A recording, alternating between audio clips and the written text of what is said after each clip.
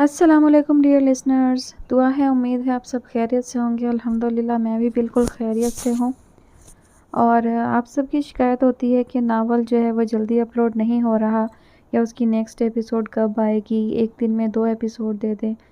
تو کیسے میں سمجھاؤں آپ سب کو؟ میں نے آپ سب کو پہلے بھی بتایا ہے کہ میری بھی کچھ پرابلمز ہیں، کچھ ایشوز ہیں، انہیں بھی دیکھنا ہوتا ہے، نہ کہ میں سارا دن بس ریکارڈنگ ہی کرتی رہوں اور ناول جو ہے وہی اپلوڈ کرتی رہوں۔ میرا جو گلا ہے وہ بہت زیادہ درد کر رہا ہے کنٹینیو ریکارڈنگ کی وجہ سے، اور میں سارا دن خاموش نہیں بیٹھی رہتی ہوں کہ بس میں ریکارڈنگ کے ٹائم ہی بولتی ہوں اور باقی سارا دن میں چپ نہیں رہتی۔ میں بہت زیادہ باتونی ہوں اور بہت بولتی رہتی ہوں، تو اتنی دیر کنٹینیو بولنے کی وجہ سے جو ہے وہ میرا گلا شدید درد کر رہا ہے، اور ہونٹ جو ہیں ان پر تو تقریباً جو ہے خشکی کی وجہ سے زخم ہو گئے ہیں۔ تو اسی وجہ سے میں نے تھوڑا سا گیپ دیا کہ میں ڈیلی 2 کی بجائے 1 ایپیسوڈ اپلوڈ کر رہی، اور ایپیسوڈ کی ریکارڈنگ جو ہے وہ بھی رات میں ہوتی ہے، دن میں نہیں ہوتی۔ دن میں موقع بھی نہیں ملتا، اور دن میں جو ہے شور شرابہ ہوتا ہے، رات کو پرسکون ماحول ہوتا ہے، اسی وجہ سے میں رات کو ریکارڈنگ کرتی ہوں۔ تو وہ کنٹینیو 4 گھنٹے بولنے سے جو ہے کیا حال ہو سکتا ہے کسی انسان کا، اور وہ بھی ڈیلی بیسس پر۔ تو اس کا اندازہ آپ کو ہونا چاہیے تھوڑا سا۔ یہی وجہ ہے کہ میں نے جو ہے اب ایپیسوڈ ڈیلی 2 اپلوڈ کرنے کی بجائے 1 ہی کرنا شروع کر دی ہے۔ میں 2 ایپیسوڈ ایک دن میں اپلوڈ نہیں کر سکتی ہوں، اور اب تقریباً ناول جو ہے وہ اختتام پذیر ہونے کو ہے۔ بہت 1 یا 2 ایپیسوڈ مزید ہوں گی اس کی، اور ناول جو ہے وہ اینڈ ہو جائے گا۔ تو آپ سب کی جو ہے وہ پریشانی ان کی دور ہو جائے گی، اور میری بھی۔ میں تو اچھا خاصا لمبا بریک لینے والی ہوں اس ناول کے کمپلیٹ ہونے کے بعد، کیونکہ میرے گلے کا جو ہے وہ بہت ہی برا حال ہے۔ بڑھتے ہیں اپنے ناول کی جانب۔ ناول کا نام ہے خواب سرائے، مصنفہ ہیں عالیہ بخاری، اور آپ سب سننے جا رہے ہیں اس کی قسط نمبر 23۔ آج فرح کی امی کو گھر آنا تھا۔ کئی دن کی ٹینشن کا خاتمہ ہوا تھا، سو نازیہ آج ٹھیک ٹھاک اہتمام کرنا چاہ رہی تھی۔ صبح کام والی کو ساتھ لے جا کر وہ فرح کے فلیٹ کی اچھی سی صفائی کروا چکی تھی، اور اب کھانے میں 2-4 اسپیشل ڈشز پر کام جاری تھا۔ آج نامعلوم کیوں عمر نے آفس سے چھٹی لی ہوئی تھی، وہ بھی بنا کسی خاص وجہ کے۔ پہلے تو نازی کو شبہ ہوا کہ اس کی کہیں طبیعت خراب نہ ہو، مگر جب اسے ٹی وی کے آگے جمع بیٹھا دیکھتی رہی تو اسے اپنا یہ خیال بدلنا پڑا۔ آج خلاف معمول وہ خاموش تھا۔ نازی نے بات کرنا چاہی تب بھی مختصر سا جواب دے کر ٹال گیا۔ کوئی تو بات ہے۔ کچن میں کام کرتے ہوئے اس نے ایک بار پھر عمر کی طرف دیکھا۔ بظاہر ٹی وی پر نگاہ جمائے وہ اس وقت بھی غیر حاضر ہی تھا۔ اس بار رہا نہ گیا تو وہ چولہے کی آنچ ہلکی کر کے اس کے قریب آ بیٹھی۔ وہ کچھ چونک کر ہلکے سے مسکرایا اور پھر ٹی وی میں گم۔ اس کی پریشانی کی وجہ کم از کم وہ تو نہیں ہے۔ ایک چھوٹا سا اطمینان نازی کو حاصل ہوا۔ آفس کا کوئی مسئلہ، یہ خیال بھی کچھ جمع نہیں۔ بابا اور سجاد کے لیے عمر کی حیثیت سے وہ تھوڑے ہی عرصے میں واقف ہو چکی تھی۔ اتنے اچھے لوگوں کے سر پر ہوتے ہوئے عمر کی خوش قسمتی پر رشک ہی کیا جا سکتا تھا۔ تبھی کھل کر کچھ پوچھنے سے پہلے اسے دیا کا خیال آیا۔ عمر کی پریشانی کی وجہ کہیں وہی تو نہیں؟ گو عمر کھل کر اسے اس بات کا یقین دلا چکا تھا کہ وہ دیا کے لیے کتنا بھی سیریس سہی، لیکن وہ اس کا گزرا ہوا کل تھی، جس کا اب اس کی زندگی میں کوئی بھی تعلق نہیں ہے۔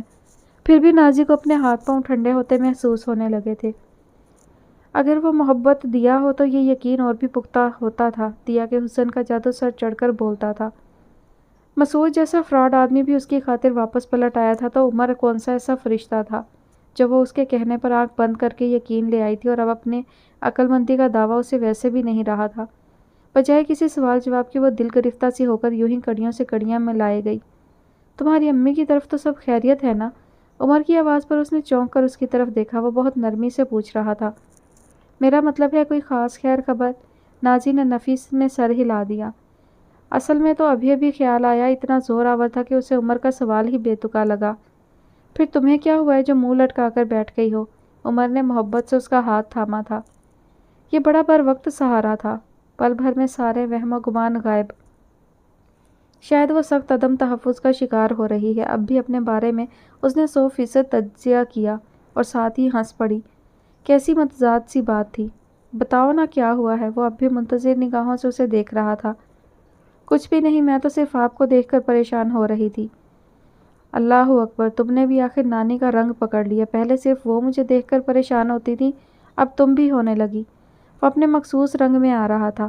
نانی کیوں پریشان ہوتی تھی؟ آج کل تو پتہ نہیں، ہوش سنبھالنے کے بعد سے تو میں نے انہیں صرف اپنی شادی کی فکر میں گھلتا دیکھا، بالکل ایسے جیسے کسی لڑکی کی عمر نکلتی جا رہی ہو۔ نازی ہنستی چلی گئی۔ کبھی کبھی تو مجھے دیکھ کر اس طرح ٹھنڈی آہیں بھرتی تھی کہ مجھے خود شرمندگی ہونے لگتی تھی۔ اصل میں نانی کے دل میں وہم بیٹھ گیا تھا کہ کہیں کسی نے کچھ کروا نہ دیا ہو میری شادی کے سلسلے میں۔ چند منٹ وہ اوٹ پٹانگ باتیں کیے گیا، جن سے اور کچھ نہ سہی لیکن ماحول ضرور ریلیکس ہوتا تھا۔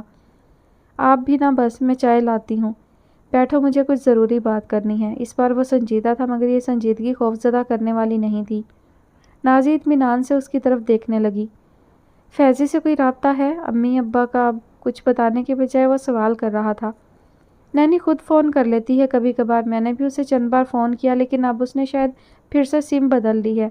اصل میں فیضی کی سختی ہے اس پر، وہ نہیں چاہتا کہ نینی ہم سے کوئی رابطہ رکھے، اس لیے نینی نہیں چاہتی کہ کوئی بھی اس کے گھر آئے جائے، ورنہ کتنا دل چاہتا ہے کہ… ایک ٹھنڈی سانس لیتے ہوئے اس نے اپنی بات ادھوری چھوڑ دی۔ ملنا تو خیر وہ کسی سے بھی نہیں چاہتا، اور جس بات کی ضد پکڑ لیتا ہے اسے ہٹانا بھی بڑا مشکل ہے۔ اسے بچپن سے دیکھ رہا ہوں، بہت لاڈ پیار اور آسائشوں میں پلا ہے وہ۔ نازی کی نگاہوں میں نیم اندھیری سیڑھیوں والا گھٹن اور گرمی میں گھرا چھوٹا سا فلیٹ گھوما۔ تقدیر نے بڑا عجیب کھیل کھیلا تھا اس کے ساتھ۔ آسمان سے زمین پر گرا ہے لیکن ہار ماننے کے لیے تیار نہیں۔ میں تو سوچ نہیں سکتا کہ کوئی شخص اس حد تک بدل سکتا ہے جتنا فیضی بدلا ہے۔ کریئر اس کا الگ برباد ہو رہا ہے۔ وہ دونوں بڑا مشکل وقت دیکھ رہے ہیں نازی، لیکن جیسے تیسے اپنے کیے کو نبھاتے جا رہے ہیں۔ فیضی کو تو میں اتنا نہیں جانتی، لیکن نینی ضرور اس رشتے کو آخری حد تک نبھائے گی۔ بہت محبت کرتی ہے وہ فیضی سے، ہم میں سے کوئی ایک لفظ نہیں کہہ سکتا ہے فیضی کے خلاف اس کے سامنے۔ نینی سے اسے سب بہن بھائی میں ہمیشہ سب سے زیادہ لگاؤ رہا تھا، اور اس کی پریشانیوں پر بات کرنا نازی کے لیے آسان نہیں تھا۔ کوئی راستہ، کوئی سبیل، یوں انہیں ان کے حال پر چھوڑ دینا۔ آپ سجاد بھائی سے بات کریں، شاید وہ کوئی سمجھوتا کروا سکے، گھر والوں کے ساتھ بڑی بڑی خفیاں دور ہو جاتی ہیں۔ مگر اس کے پاس وہی جواب تھا جو پہلے بھی دے چکا تھا۔ یہ فیصلے بابا کے ہوتے ہیں، تمہیں اندازہ ہی نہیں کہ وہ کتنے دبنگ اور اصولوں کے سخت آدمی ہیں۔ سجاد بھائی کو چھوڑو، وقار بھائی کا تو بیٹا ہے فیضی، وہ نہیں ہمت کر سکتے بابا کے آگے بولنے کی، اور اب تو… وہ کچھ کہتے کہتے رکا۔ نازی منتظر تھی، اور اب تو خود فیضی بھی نہیں چاہتا کہ اس کی حالت کے بارے میں ان لوگوں کو کچھ علم ہو۔ وہ ان سے کسی بھی قیمت پر رحم کی بھیک نہیں چاہتا۔ بہت سختی سے منع کیا اس نے مجھے کہ میں اس کے بارے میں سجاد بھائی یا بابا سے بات نہ کروں۔ کہاں ملا تھا وہ آپ کو؟ عمر خاموش تھا، ایسے جیسے فیصلہ نہ کر پا رہا ہو کہ اسے بتانا چاہیے یا نہیں۔ بتائیں نا، کہاں ملا وہ آپ کو؟ نینی کے حوالے سے ہمہ وقت اندیشے گھیرتے تھے۔ سرکاری ہسپتال میں۔ نینی، وہ ٹھیک تو ہے نا؟ وہ ٹھیک ہے، بیٹی ہوئی ہے اس کے ہاں۔ کیا؟ ایک اجلی سی مسکراہٹ نے سارا ماحول روشن کیا۔ اور نینی کے ہاں بیٹی ہوئی ہے، اور آپ نے مجھے بتایا بھی نہیں؟ میں امی کو تو بتا دوں، وہ اتنی فکر مند ہے۔ آپ نے کمرہ نمبر وغیرہ تو پوچھ لیا فیضی سے؟ مارے خوشی کے وہ ایک سانس میں بولتی چلی گئی۔ نینی پرائیویٹ روم میں نہیں، جنرل وارڈ میں ہے، عمر نے یہ بتانا ضروری نہیں سمجھا۔ میں کل اتفاق سے ہاسپٹل گیا تھا، کوئی داخل تھا وہاں جسے سجاد بھائی نے پیسے بھجوائے تھے، تبھی مجھے فیضی وہاں بینچ پر بیٹھا دکھائی دے گیا۔ میں بالکل دبے پاؤں اس کے قریب پہنچا، ورنہ اگر وہ پہلے مجھے کہیں دیکھ لیتا تو ممکن ہے خاموشی سے ادھر ادھر ہو جاتا۔ وہ تو کسی سے نہیں ملنا چاہتا اب۔ نازی کی تسلی کے لیے تفصیل ضروری تھی، لیکن عمر کے آخری جملے پر اس کے ماتھے پر ناگواری کی شکن ابھر آئی۔ وہ نہیں ملنا چاہتا تو نہ ملے، لیکن ہم نے نینی کو چھوڑ تو نہیں دیا ہے۔ میں امی کو فون کر کے یہ خوشخبری سنا دوں ذرا، پھر شام میں ہی ہم سب چلیں گے بیٹی کو دیکھنے۔ ایک جھٹکے سے وہ اپنی جگہ سے اٹھ کر فون کی طرف بڑھی، لیکن عمر نے فوراً روکا۔ ابھی کسی سے کچھ کہنے کی ضرورت نہیں، فیضی نے سختی سے منع کیا ہے۔ نازی نے جھنجھلا کر اس کی طرف دیکھا، تبھی فون کی گھنٹی بج اٹھی۔ عمر نے اسے فوراً روکا تھا۔ وہ ماں ہے، نینی کی یہ خوشخبری سننا ان کا حق ہے۔ فیضی کیسے اس وقت بھی اپنی ضد پر اترا ہوا ہے؟ یہ ضد نہیں ہے، وہ شرمندگی میں مبتلا ہو رہا ہے، اسی لیے کسی کو فیس نہیں کرنا چاہ رہا۔ اس بیچارے کی پرابلم کو سمجھنے کی کوشش کرو۔ عمر نے خود جب سے فیضی کو سرکاری ہسپتال میں دیکھا تھا، اس کے حال پر دل گرفتہ تھا۔ آپ کو تو فیضی کی سائیڈ لینی ہی ہے، ظاہر ہے وہ آپ کے… ٹیلی فون کی گھنٹی 3-4 بار بج چکی تھی۔ نازی جھنجھلا کر اپنی بات چھوڑ کر فون کی طرف بڑھ گئی۔ عمر کے چہرے پر ایک اداس سی مسکراہٹ پھیل گئی۔ وہ اسے मालिकों से वफादारी का ताना देने वाली थी। एक तरह से उसकी बात थी भी ठीक। बाबा और उनके ख़ानदान के किसी फ़र्द के लिए भी वो वफादारी की हर हद को पार कर सकता था, लेकिन यहाँ मामला वफादारी से भी बढ़ चुका था। अब बात वफादारी निभाने के बजाय इंसानियत के तकाज़ों पर आ चुकी थी। उमर की निगाहों से हजूम से हटे उस मामूली अहाते के बेंच पर बैठा फैज़ी हटता नहीं था। रूखे बाल, चेहरे पर फैला तफक्कुर और धुल धुल कर असल रंगत खोते हुए कपड़े। एक निगाह में तो उसे यकीन ही नहीं आया था कि वो फैज़ी है, और जब यकीन आया तो वो उससे मिलने से बाज नहीं रह सका। उसे बाबा का ख्याल भी नहीं आया, जो उसे सख्ती से फैज़ी के साथ कोई ताल्लुक़ ना रखने की हिदायत कर चुके थे। वो उसकी पहली गलती को माफ़ तो कर चुके थे, लेकिन दूसरी गलती नाकाबिले माफ़ी होनी थी। मगर उस वक्त वो बाबा की खफगी के ख्याल को भी भूल गया था। काश उसने फैज़ी को वहाँ ना देखा होता, कम अज़ कम इस बेचैनी से तो बचा होता जो अब किसी तरह पीछा छोड़ने को तैयार नहीं थी। सोफ़े की पुश्त से टेक लगाते हुए उमर ने उस तरफ देखा जहाँ नाज़ी फ़ोन पर बात कर रही थी, तो वो चौंक गया। क्या बात थी जिसकी वो इतनी लजाजत से सफाई पेश कर रही थी? मैंने बहुत कोशिश की थी, मगर आप यकीन करें वो कुछ सुनने के लिए तैयार ही नहीं है। लाउंज छोटा सा था और जो भी बात हो रही थी वो बड़ी आसानी से सुनी जा सकती थी। मैं क्यों ऐसा करूँगी? क्या हासिल होगा मुझे ऐसा करने से? कम अज़ कम आप तो मुझे अच्छी तरह समझती हैं पुप्पो, मेरी आदत से वाकिफ़ हैं। फिर कैसे आपके दिल में भी ये ख्याल आया कि मैंने दिया के लिए अम्मी के घर के दरवाजे बंद किए हैं? उमर ने एक गहरी सांस ली। बात समझ में आ रही थी। नाज़ी की पुप्पो पहले भी फ़ोन करके उसको इल्ज़ाम दे चुकी थी और अब तक ये सिलसिला जारी था। उमर को बहुत नागवार गुजरा, लेकिन बेहतर था कि इस मामले को नाज़ी खुद ही हैंडल करे। सो वो उठकर कमरे में चला गया। नाज़ी की सारी तवज्जो फ़ोन के दूसरी तरफ मौजूद पुप्पो की तरफ थी। भोली मत बनो नाज़ी, ठीक है तुमने तवील अरसे जॉब की, बशारत भाई की माशी हालत कमज़ोर थी, उन्हें तुम्हारी जॉब और ट्यूशन से बहुत सहारा मिला, तभी तो वो हमेशा तुम्हारे प्रेशर में रहे। आदमी जिसका खाता है उसी का गाता भी है, वो बड़ी बेइतनाई से कह रही थी। नाज़ी ने उनके लहजे से झलकती तौहीन को दिल पर से होते हुए महसूस किया। और तौहीन भी किसकी? बाप की जगह खड़े भाई की, जिनसे मोहब्बत का दावा आसमां पुप्पो से ज़्यादा किसी और का नहीं था। बशारत भाई ने हमेशा वही किया जो तुमने उन्हें सिखाया, पढ़ाया। नैनी गरीब की शादी करके उसे घर से निकाला, हालांकि अभी उसकी उम्र नहीं थी इन झमेलों में पड़ने की। बच्ची थी, समझाया जा सकता था, लेकिन आनन फानन निकाल बाहर किया। यही फिर दिया के साथ हो रहा है। मसूद उसका मंगेतर था, सबको पता है कि वो एक दूसरे को कितना पसंद करते हैं। सो इससे अच्छी क्या बात थी कि उनकी शादी बखैर खूबी हो ही गई। बखैर खूबी? नाज़िन की बात काटे बिना नहीं रह सकी। आप इसे बखैर खूबी कहती हैं पुप्पो? माइयों की रस्म होने वाली थी चंद घंटों बाद दिया की, जिस वक्त उसने शादी से इनकार किया था। घर भरा हुआ था मेहमानों से, क्या कसर छोड़ी थी उसने घर की इज्जत बर्बाद करने में। वो बमुश्किल ही गुस्से में आती थी, लेकिन इस वक्त बड़ा फितरी रद्द-ए-अमल था। शादी ही तो कर रही थी मसूद से, घर से तो नहीं भागी थी दिया। उस बेचारी ने सिर्फ अपनी मर्जी ही तो चलाई थी, जिसकी इतनी बड़ी सज़ा। पता है 2 बार होकर आई है वो घर, लेकिन तुम्हारी माँ ने अंदर तक नहीं आने दिया। उसे कहा कि वो अब उसकी शक्ल तक देखना गवारा नहीं करती। अम्मी ने ऐसा कहा? नाज़ी गुस्सा भूलकर हैरत में मुब्तला हुई। अच्छा तुम्हें नहीं पता? कमाल है। उसने बात के इख्तिताम पर तंज़िया हंसी सुनी थी उनकी, और नज़रअंदाज भी की।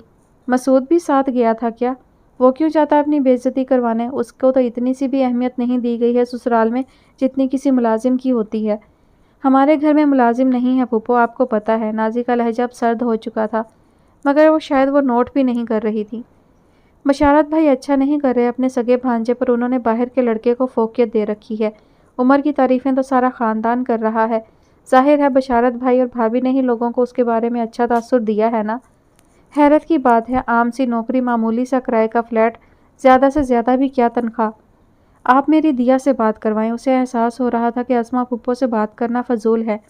उन्हें अपने बेटे का रद्द किया जाना ज़्यादा बुरा लग रहा था, या उमर की कदर व मंजिलत। फ़िलहाल तो इसका भी अंदाज़ा करना मुश्किल था। वो तो तुम्हारी शक्ल भी नहीं देखना चाहती। तुम्हारी वजह से उसकी परेशानियाँ बढ़ीं। तुम्हारी घर पर हुक्मरानी की वजह से वो गरीब गोशा नशीन होकर रह गई। यही कसूर था ना उसका कि वो नैनी की तरह तुम्हारी खुशामद में नहीं लगी रहती थी। तभी तुम सारी ज़िंदगी उसे नापसंद करती रहीं, नफ्सियाती मरीज़ बनाकर रख दिया उस बेचारी। इतना जहर, इतनी कड़वाहट, सब लोग क्या उसके बारे में इसी तरह सोचते हैं? सुन होते हुए दिमाग के साथ वो साकत खड़ी थी। उमर बाहर छाई मुकम्मल खामोशी को महसूस करके कमरे से वापस निकला था। नाज़ी अभी भी रिसीवर कान से लगाए साकत खड़ी थी, और उसका रंग इतना उड़ा हुआ था कि फ़ौरन ही किसी गैर मामूली बात का एहसास हो रहा था। बिना कुछ कहे उमर ने तेजी से बढ़कर रिसीवर उसके हाथ से लिया। दूसरी तरफ न जाने कब से सिलसिला मुनक़ता हो चुका था। रिसीवर रखकर उसने फिक्रमंदी से नाजी को देखा। अगर वो उसे कंधे से नहीं थामे हुए होता तो वो चौंकते हुए ज़रूर लड़खड़ा जाती। क्या हुआ है, मुझे बताओ, क्या कहा है उन्होंने तुम्हें? ना चाहते हुए भी वो गुस्से में आ रहा था। कुछ नहीं, कोई बात नहीं, उसने बर वक्त खुद को संभालने की कोशिश की। झूठ मत बोलो। वो बहुत गौर से नाजी को देख रहा था जिसकी रंगत अब तक बहाल नहीं हुई थी। मैं सच कह रही हूँ, महज एक कमज़ोर सी मुदाफ़ियत की उसने। और वो उसे क्या बताए कि किसकी शिकायत करे, अपनों की जो उसके लिए अपने दिल में ज़माने भर का कीना रखे हुए हैं। बहुत बेबस सा होकर नाजी ने सोचा था। दिल पर घुटन का एहसास बढ़ता ही जा रहा था। मैं किसी को इजाज़त नहीं दे सकता कि वो मेरी बीवी को एक लफ्ज़ भी कहे। मैं आज ही अंकल और आंटी से बात करूँगा ताकि वो खुद ही तुम्हारी फूफी और बहन से बात करें, लेकिन यहाँ फ़ोन करके तुम्हें टेंशन देने का उन्हें कोई हक नहीं। उमर का चेहरा सुर्ख हो रहा था और आवाज़ बतदरीज ऊँची। नाजी ने आज पहली बार उसे इस मूड में देखा था। और तुम इतनी बेवकूफ़, सुन कैसे लेती हो लोगों की बातें? ठीक ठाक जवाब नहीं दिया जाता तुमसे ऐसे लोगों को? ऐसे ही चलता रहा तो सारी उम्र दूसरों से दबती रहना। लोग पाँव रख कर गुजरते रहेंगे तुम पर से। अब वो उस पर खफा हो रहा था और अच्छा खासा खफा। नाजी ने एक बार भी उसकी बात काटने की कोशिश नहीं की, चुपचाप सुने गई। दिल की डूबती लरजती हालत के लिए इस वक्त उमर की नाराज़गी ही शफ़ायाब साबित हो रही थी। तहफ़्फ़ुज़, अपनायत, सकून, सभी कुछ जैसे इन मलामत करते अल्फाज के साथ जुड़े थे। अस्मा पुप्पो की तंज़िया, दिल दुखाती बातें, दिया के अक़वाले ज़र्री निश्तर का काम करते सारे अल्फाज हवा में कहीं तहलील हो रहे थे और दिल जैसे बड़े ही सुकून आमेज़ अंदाज में धड़क रहा था। वो जो आज सारा दिन रोने धोने के लिए अच्छा खासा मटेरियल जमा कर चुकी थी, खुद अपनी हालत पर हैरत में गुम थी। किसी के साथ का भरपूर यकीन क्या ऐसे ही अंदाज होता है? उसने ज़रा रुक कर सोचना चाहा, लेकिन सामने बैठा वो नाराज़ शख्स उसकी भी मोहलत देने के लिए तैयार नहीं था। और आइंदा ना देखूं मैं तुम्हें ये उल्टे सीधे फ़ोन अटेंड करते हुए। नानी फ़ोन रिसीव करेंगी या फिर मैं? खबरदार, जो तुमने हाथ भी लगाया। सुन रही हो ना मेरी बात? उसकी मुस्तकिल खामोशी पर उमर और भी झंझलाया था, लेकिन इस बार नाज़ी बेसाख्ता हंसती चली गई थी। सजाद ने दूर से ही उसे देख लिया था। फूलों से ढके एनेक्सी के दाखिली दरवाजे की सीढ़ियों पर वो अकेली बैठी थी। फासला भी खासा कम था। बेआवाज़ कदमों से चलते हुए वो उसके करीब आ पहुँचे, लेकिन वह यूं ही आखिरी सीढ़ी पर निगाह जमाए कहीं और पहुँची हुई थी। एक हल्की सी आहट सजाद ने दानिस्ता की थी। आप? उसने चौंक कर उसकी तरफ देखा और हल्के से मुस्कुरा दी। कैसी हो? ठीक। अम्मा नहीं उठी क्या अभी? बरामदा खाली दिखाई दे रहा था। उठी थी लेकिन नमाज पढ़कर फिर सो गई। चाय पियेंगे आप? सुबह की अवलीन घड़ियों के साथ चाय का तसव्वुर खुद ब खुद ही बनता था, सो वो बेसाख्ता पूछ बैठी। ज़रूर। वो उनके कहते ही उठ खड़ी हुई। बरामदे के दाएं कोने में ओपन किचन था। सानिया काउंटर के दूसरी तरफ चाय का पानी रखने लगी। वो वहीं करीब रखे स्टूल पर बैठ गए। अनेक्सी का ये छोटा सा किचन मेहमानदारी के लिए हर वक्त तैयार रहता था। फरहत आपा बता रही थी कि तुमने कुक के लिए मना कर दिया है। इसकी ज़रूरत नहीं है, हम दो ही तो लोग हैं और फिर यहाँ हर चीज़ है, मैं खुद ही बना लूँगी। क्यों, ऑफिस को मुकम्मल खैरबाद कहने का इरादा है क्या? नहीं तो। उसकी फौरी तरदीद पर सजाद बेसाख्ता हंसती है। वो कुछ छींप सी गई। असल में मैं तो आज से ही चाह रही हूँ, बहुत छुट्टियाँ हो गई हैं। पता नहीं वहाँ सब क्या सोच रहे होंगे। कोई कुछ नहीं सोच रहा, और जो सोच सकता है वो तुम्हारे सामने बैठा है। बॉस हूँ तुम्हारा भाई। अपनी छुट्टियों की सफाई तुम्हें मुझे ही तो देनी है। और वो कितने खुशकिस्मत हैं जो इस रंग को दोबारा वापस ला सके। उन्होंने दिलचस्पी से सानिया के चेहरे पर फैला दिलकश रंग देखते हुए सोचा। फिर भी अब ऑफिस तो जाना ही है, आप ही बता दें कब से। शाबाश, ये हुई फर्माबरदारी वाली बात, वरना तुम्हारी तरफ से तो मैं बिल्कुल ही मायूस होता जा रहा था, कोई बात मानने के लिए तैयार नहीं। उनका लहजा मजाक का रंग लिए हुए था, लेकिन सानिया को कई बातें याद आकर रह गईं। जमील मामू के इलाज के लिए सजाद की मदद को ठुकराना, रहमत मंजिल और किसी भी दूसरी जगह शिफ्ट होने से इनकार। खुददारी बड़ी अच्छी है, लेकिन किसी के गहरे खलूस को ठुकराना भी शायद गुनाह के ज़ुमरे में आता होगा। चाय का कप सजाद की तरफ बढ़ाते हुए उसने यही सोचा था। फिर गुम? सानिया ने नफ़ी में सर हिलाया। खामोशी कोई खूबसूरत सा भेद लिए उस छोटे से बरामदे में से गुजरती रही। सुकून का नरमी भरा एहसास दिल की किसी इंतहाई गहराई को छू रहा था, और अपनी अपनी जगह उन दोनों ही ने उन हयात बख्श घड़ियों में ज़िंदगी को जीता महसूस किया था। तकलीफ़ की जिस आखिरी हद को उन्होंने सानिया की खातिर झेला था, उसके बाद खुद से पूरी दयानतदारी के अलावा कोई और चारा भी तो बाकी नहीं रहा था। وہ جیسے خود پر مسکرائے۔ ثانیہ نے سوالیہ نگاہوں سے ان کی طرف دیکھا تو اٹھ کھڑے ہوئے۔ اتنی مزیدار چائے کا شکریہ۔ چلو ایک کام تو تمہارے ذمہ ہوا صبح کا، اب میں روزانہ اسی وقت آؤں گا۔ ثانیہ نے خود کو بروقت سنبھالا۔ دل کے گرد خوش امیدی کا گھیرا پھر سے تنگ ہونے لگا تھا۔ میں تو چند دن کے لیے یہاں ہوں سر، وہ بھی آپ کی انتہائی مہربانی کی وجہ سے۔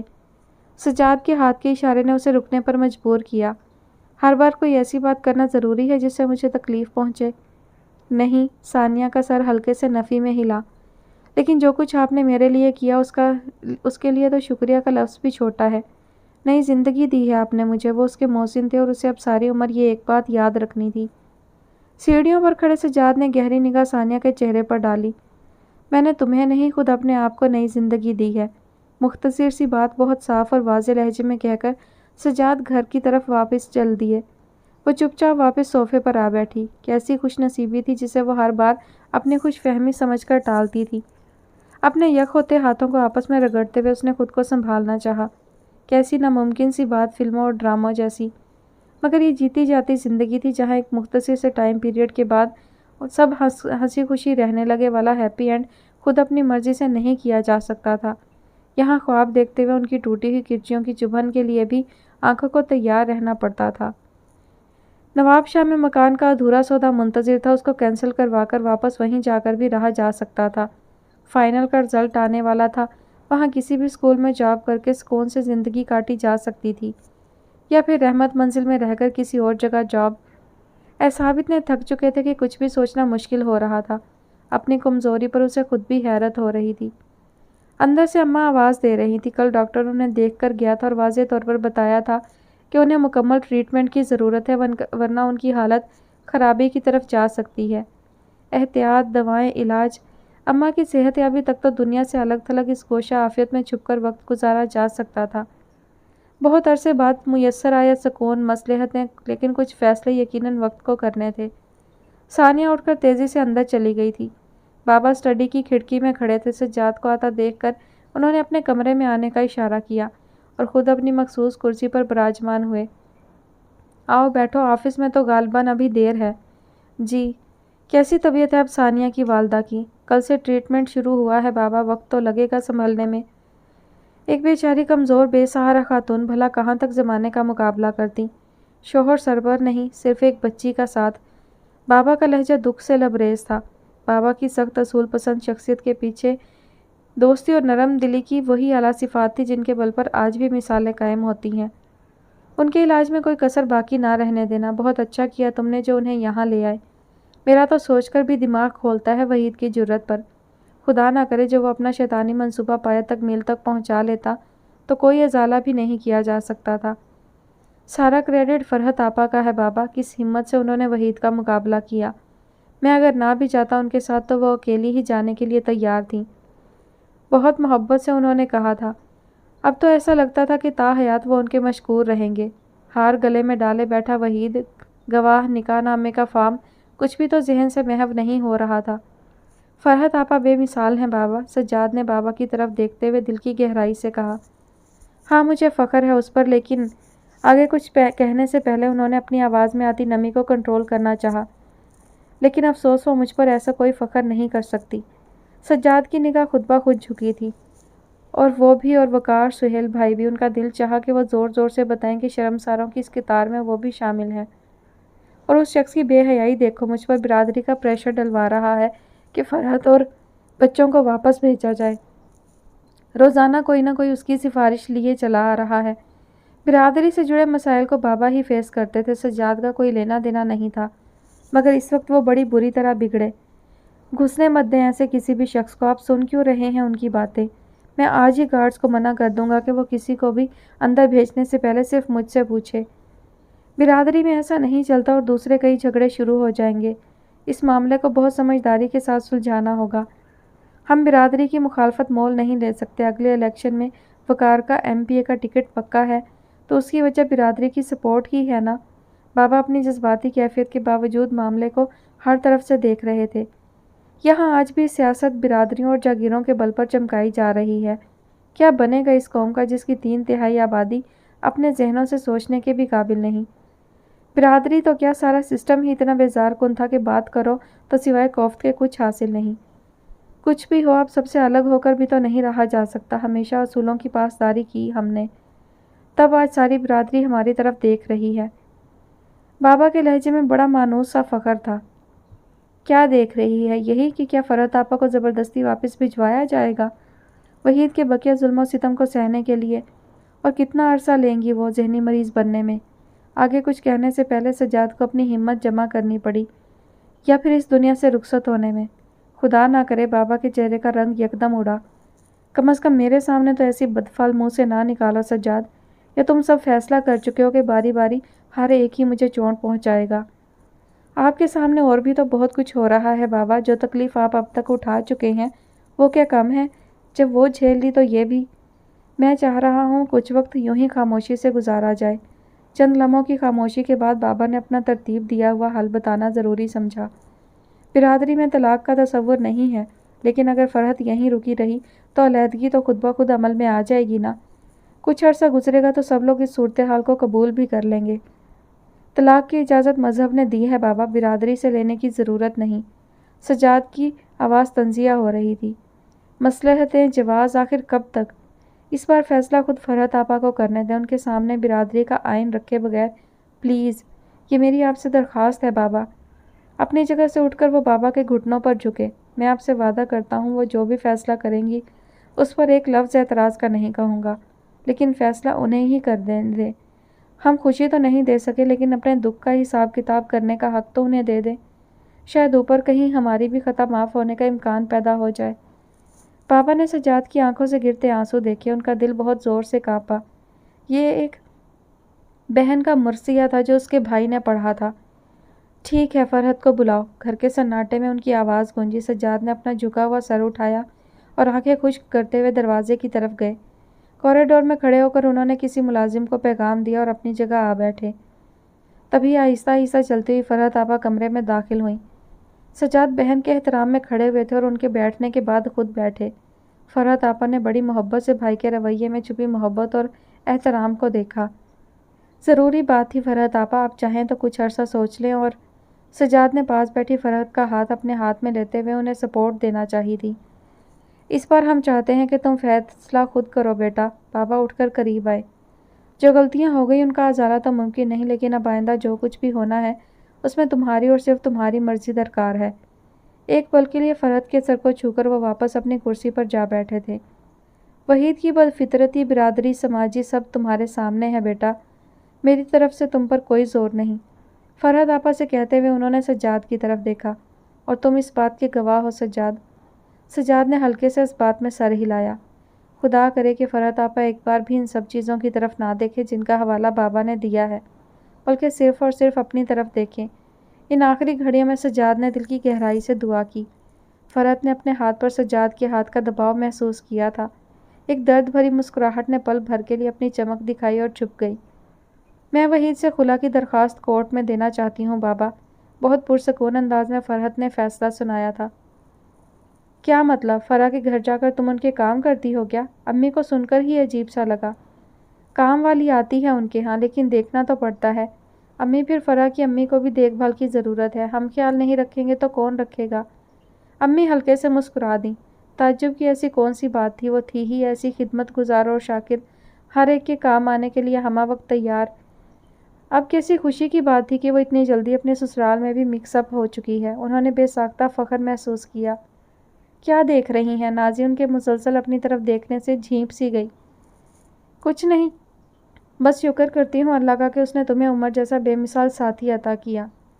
اچھا ہوا تم آ گئی، اکیلے میں بہت دل گھبراتا ہے، اور اب تو 2-4 دن سے نینی کی فکر میں جان کھلی جا رہی ہے۔ نازی نے بے چین ہو کر پہلو بدلا۔ نینی کی بیٹی کی خبر امی کو اب تک نہیں ہوئی تھی۔ رات تو مجھے وہ خواب میں بھی دکھائی دی، کہیں اس کی طبیعت زیادہ خراب نہ ہو۔ بہت دل پریشان ہے، سمجھ نہیں آ رہا کروں تو کیا کروں۔ نازی کو بخوبی اندازہ تھا کہ وہ کتنی پریشان ہے، اور اس طرح کی ٹینشن ان کے بڑے ہوئے بی پی کے لیے ٹھیک نہیں تھی۔ اتنی پیاری سی خوشخبری انہیں سنا کر وہ اس ساری فکر کا خاتمہ کر سکتی تھی۔ عمر کا منع کرنا اسے یوں ہی فالتو سی بات محسوس ہونے لگا۔ امی کی خوشی سے بڑھ کر شاید کچھ اور تھا بھی نہیں اس کے نزدیک۔ نینی ٹھیک ہے امی، بالکل خیریت سے، آپ فکر مت کریں۔ تمہیں ملی تھی کیا؟ گئی تھی تم اس کے گھر؟ وہ بری طرح چونکی اور بےتابی سے سوال پوچھا۔ نازی ان کے قریب ہو کر بیٹھ چکی تھی۔ ماشاء اللہ بیٹی ہوئی نینی کے ہاں، عمر کو فیضی ملا تھا، سب کچھ ٹھیک ٹھاک ہو گیا، اللہ کا شکر ہے۔ چند لمحوں کے لیے تو امی بالکل ساکت سے اسے دیکھے گئی، پھر ان کے لب ہلکے سے ہلے، غالباً انہوں نے شکر ادا کیا تھا۔ عمر نے دیکھا ہے بچی کو؟ کیسی ہے وہ؟ اپنی بھیگی ہوئی آنکھیں دوپٹے سے خشک کرتے ہوئے امی پوچھ رہی تھی۔ نہیں امی، اتفاق سے مل گیا تھا ہاسپٹل میں، عمر کسی کو دیکھنے گئے تھے تب انہیں ملا تھا وہاں پر، سرکاری ہاسپٹل جنرل وارڈ۔ فیضی کی ردی ہوئی حالت جس کا ذکر اس نے عمر کی زبانی سن کر تکلیف محسوس کی تھی، امی کو بتانا مناسب نہیں سمجھا۔ کون سا ہاسپٹل تھا؟ معلوم نہیں، شاید وہیں کہیں قریب میں ہوگا۔ گرمی بہت ہو رہی ہے، خدا کرے اتنے پیسے ہوں فیضی کے پاس کہ اے سی والا کمرہ لیا ہو۔ نازی مروتاً بھی ہاں میں ہاں نہیں ملا سکی۔ چلو میں اور تم دیکھ آتے ہیں چل کر۔ امی نے اگلے چند منٹوں میں وہی پروگرام بنایا جس سے وہ گھبرا رہی تھی۔ فون کر کے عمر سے جگہ اور ہاسپٹل کا نام پوچھ لو۔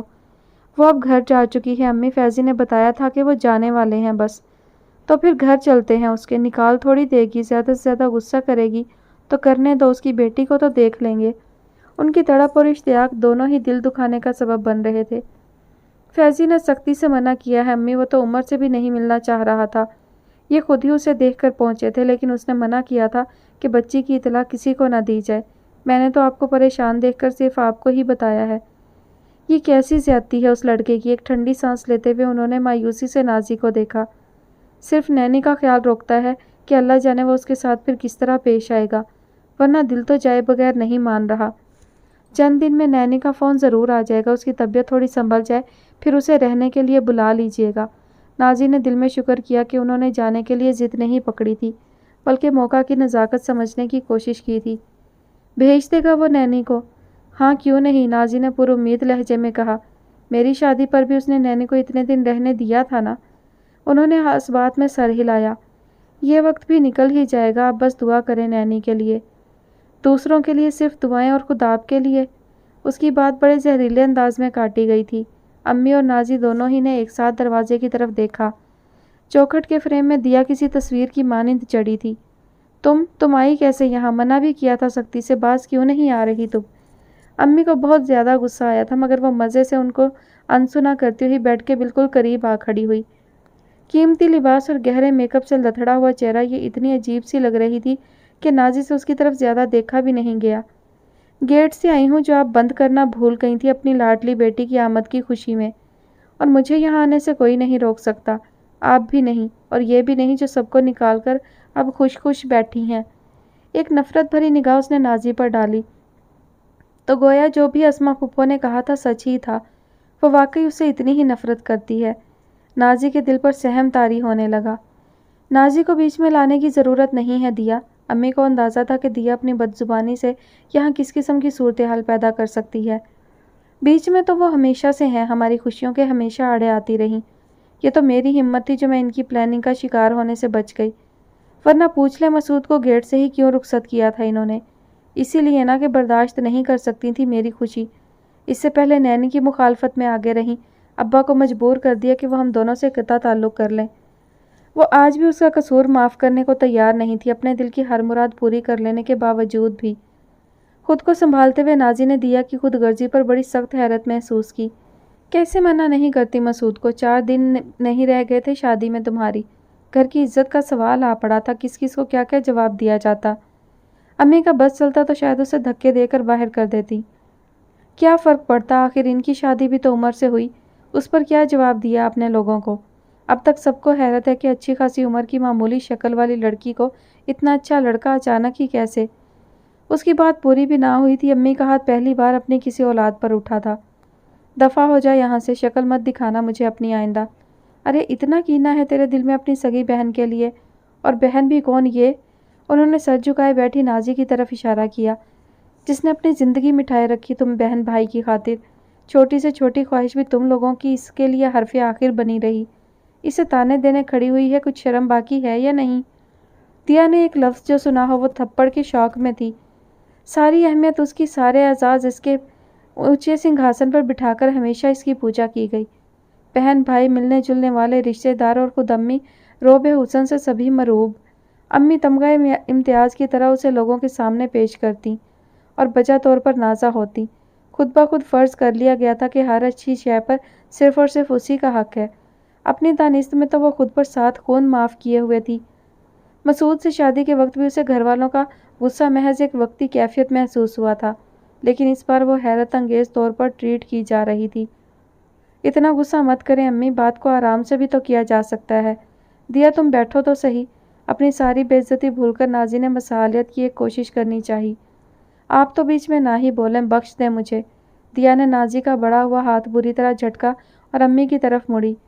मुझे कोई शौक़ नहीं है आपके घर आने का, लेकिन मैं अपना हिस्सा लेना चाहती हूँ। मेरी शादी पर भी सारा खर्चा बच गया है आपका। अब कम से कम जो हक़ बनता है मेरा वो तो मैं नहीं छोड़ूंगी। अम्मी और नाजी दोनों के लिए इसकी बात अज़हद गैर मतवक्का थी। अम्मी तो ठीक से समझ भी नहीं पाई थी। कैसा खर्चा बचा लिया हमने, तुम्हारे हिस्से का सारा जेवर बल्कि हिस्से से भी ज़्यादा दिया गया, और बाकी सामान का चेक खुद समी देकर आया था तुम्हारी सास को। शादी, माइयों, मेहंदी के फंक्शन तो नहीं हुए थे। अम्मी ने बेसाख्ता ही अपना माथा छुआ। शर्म करो दिया, बहुत अरमान और खुशी के साथ हो रही थी तेरी शादी, जो ये चौंचले भी ज़रूरी थे। बाप ने इजाज़त दे दी, उस पर शुक्र कर। उनकी इजाज़त से क्या फ़र्क पड़ता, होना तो यही था ना। खैर, अब मैं और लंबी बात नहीं करना चाहती। गोली मारें इस शादी को भी, लेकिन इस घर में मेरा जो हिस्सा बनता है वो आप मुझे दे दीजिए, बात ख़त्म। नहीं देखना चाहती ना आप मुझे, यहाँ नहीं आऊँगी। वैसे भी मसूद जल्द वापस जाने वाले हैं, और जाहिर है मैं भी, मेरे पैसे मुझे मिल जाएं यही काफ़ी है। वो सर पर खड़ी इस तरह तकाजा कर रही थी जैसे कोई कर्ज देकर भूली हुई हो। इससे ज़्यादा वो और क्या तकलीफ़ पहुंचा सकती है भला। नाजी ने दिया और फिर अम्मी को देखा। एक पैसा नहीं मिलेगा तुम्हें, जो करना है कर लेना। ठीक है, अगर अब्बा को कोर्ट की सीढ़ियाँ चढ़ने का इतना ही शौक़ है तो वो भी पूरा हो जाएगा। फुप्पो और मसूद दोनों मेरा साथ देने के लिए मौजूद हैं। आखिरी कील ठोकने के से अंदाज में उसने अपना इरादा जाहिर किया और झटके से बाहर निकल गई। अम्मी और नाजी में से कोई भी उसके पीछे नहीं गया था। ज़रा देर के लिए तो कमरे में बिल्कुल ही सन्नाटा सा फैल गया था। अब समझ में आ रहा है कि अस्मा क्यों दिया का इतना फेवर कर रही है। मैं यही सोचती थी कि वो क्यों इसकी बेवकूफ़ी में मददगार बनी। अपने भाई की इज्जत का भी ख्याल नहीं किया, खड़े खड़े शादी कर ली अपने बेटे से। नाजी ने चौंक कर अम्मी की तरफ देखा। नहीं अम्मी, अस्मा फुप्पो अब बदली हैं, वरना पहले तो अब्बा से बहुत मोहब्बत करती आई हैं। उन्होंने हमेशा मसूद की गलती को माना था। फ़र्क तो अब पड़ा है उनमें। उसकी इंसाफ पसंद तबीयत इस वक्त भी बाज ना रह सकी। अम्मी ने नफ़ी में सर हिलाकर उसकी बात रद्द की। फ़र्क एक दिन में नहीं पड़ता है बेटा, ये बहुत पहले से अपना रंग जमाना शुरू करता है। नज़र बस अचानक आता है। ये घर पुराना सही, लेकिन इसकी मालियत किसी के भी मुंह में पानी ला सकती है, और अस्मा को इसकी कीमत का अच्छी तरह अंदाज़ा है। पैसा आता किसी को भी बुरा नहीं लग सकता, चाहे उसके पास पहले ही कितना हो। धीरे धीरे वो कहती चली गई। नाजी को मानना ही पड़ा। लेकिन अब ये पैसे जो वो मांग रही है, इसका क्या करना होगा अम्मी? कुछ नहीं, अभी हम जिंदा बैठे हैं, और नाखल्फ औलाद को तो माँ बाप आग करते ही आए हैं ज़माने में। ज़्यादा परेशान करेगी दिया तो एक इश्तिहार हम भी दे देंगे। उनके पास दिया के लिए हर रियायत ख़त्म हो रही थी, लेकिन नाजी तजब्ज़ब का शिकार थी। अब जब वो मांग ही रही है तो फिर कुछ तो उसे देना ही चाहिए अम्मी, और अगर हम लोग कोशिश करें तो कुछ रकम जमा हो ही जाएगी। अम्मी ने नाजी की तरफ ऐसे देखा जैसे उन्हें उसकी बेवकूफ़ी में कोई शुबा बाकी ना रहा हो। मैं ठीक कह रही हूँ अम्मी, दिया जो कह रही है मान लें, शायद कभी उसे अपनी गलती का एहसास हो ही जाए। अम्मी ने सब्र से सुना, और जब वो बात पूरी कर चुकी तो उठ खड़ी हुई। महज मफरूज़ा है तुम्हारा, ये इस पर कोई असर नहीं होने वाला। मैं उसकी आंखों में गहरी बेहिसी देख चुकी हूँ नाजी, और डर रही हूँ कि उसका ये रवैया खुद उसके लिए कोई बड़ी मुसीबत ना खड़ी कर दे। मसूद भी तबीयतन इसी जैसा है, खुद गर्ज, और दो एक जैसे लोग। अपनी बात अधूरी छोड़कर उन्होंने नफ़ी में सर हिलाया और बाहर निकल आईं। जो भी है, लेकिन वादा करें कि पैसों के बारे में अब्बा से ज़रूर बात करेंगी। कुछ ना कुछ तो हो ही जाएगा इंशाल्लाह। बरामदे से गुजरते हुए वो अम्मी पर मुस्तकिल ज़ोर दिए गई। शुरू में तो उन्होंने ध्यान नहीं दिया, लेकिन जब मुस्तकिल ही एनेक्सी की तमाम लाइटें जलती हुई देखी तो आदत से मजबूर होकर नोटिस ले रही थी। कौन ठहरा हुआ है आजकल एनेक्सी में? वो ख़ास तौर पर यही पूछने के लिए लाउंज में सुहेल की बीवी के पास आकर बैठी। सजाद के मेहमान हैं बल्कीस भाभी। कब तक रहेंगे? किसी दूसरे शहर से आए हैं क्या?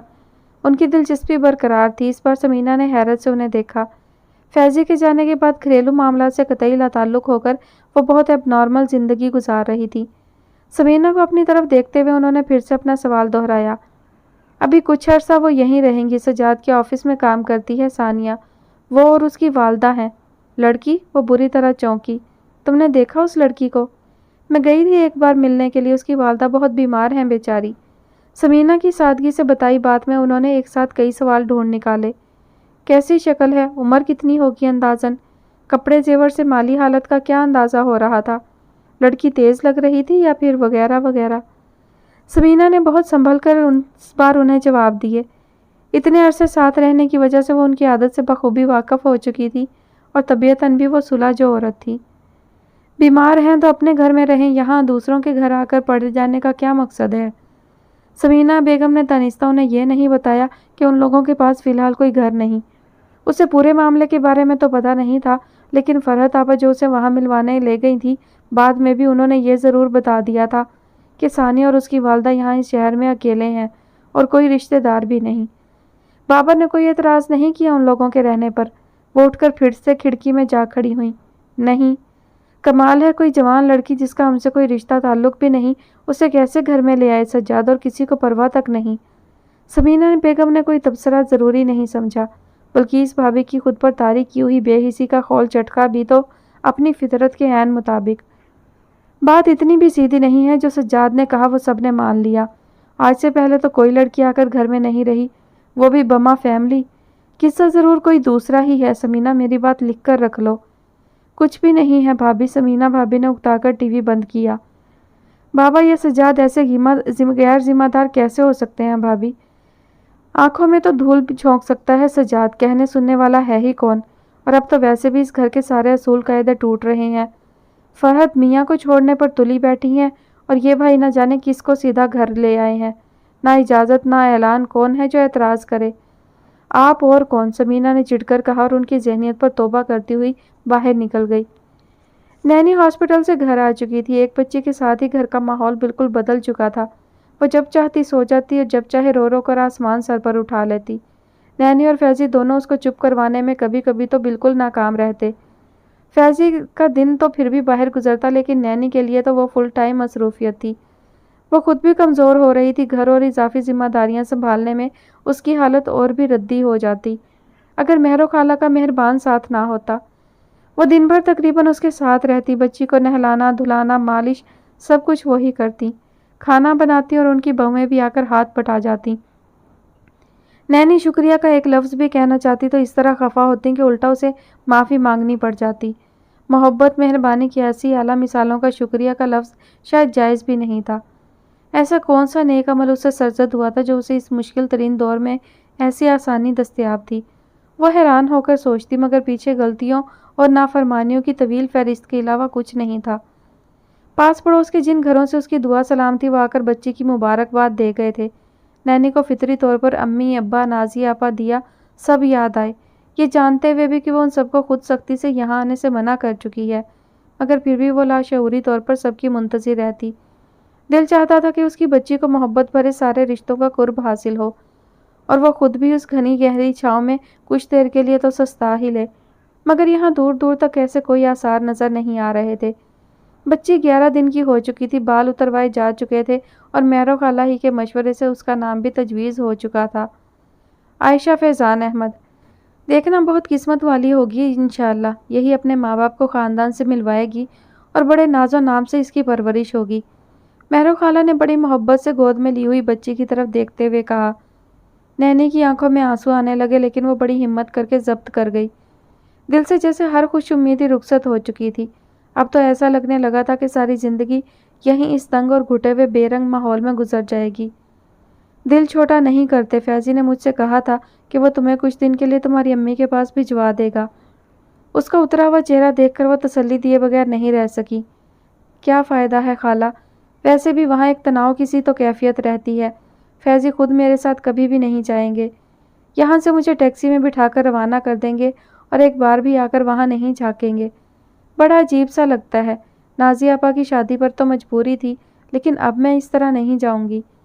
مہرو خالہ سے فوری طور پر کوئی جواب نہیں بن پڑا، کہہ تو وہ ٹھیک ہی رہی تھی، اس کے احساسات کو سمجھنا ان کے لیے مشکل نہیں تھا۔ اللہ بہتر کرے گا، خود کو ہلکان کرنے کی ضرورت نہیں ہے۔ انہوں نے بچی کو اس کی گود میں دیا محض اس کا دھیان بٹانے کے لیے۔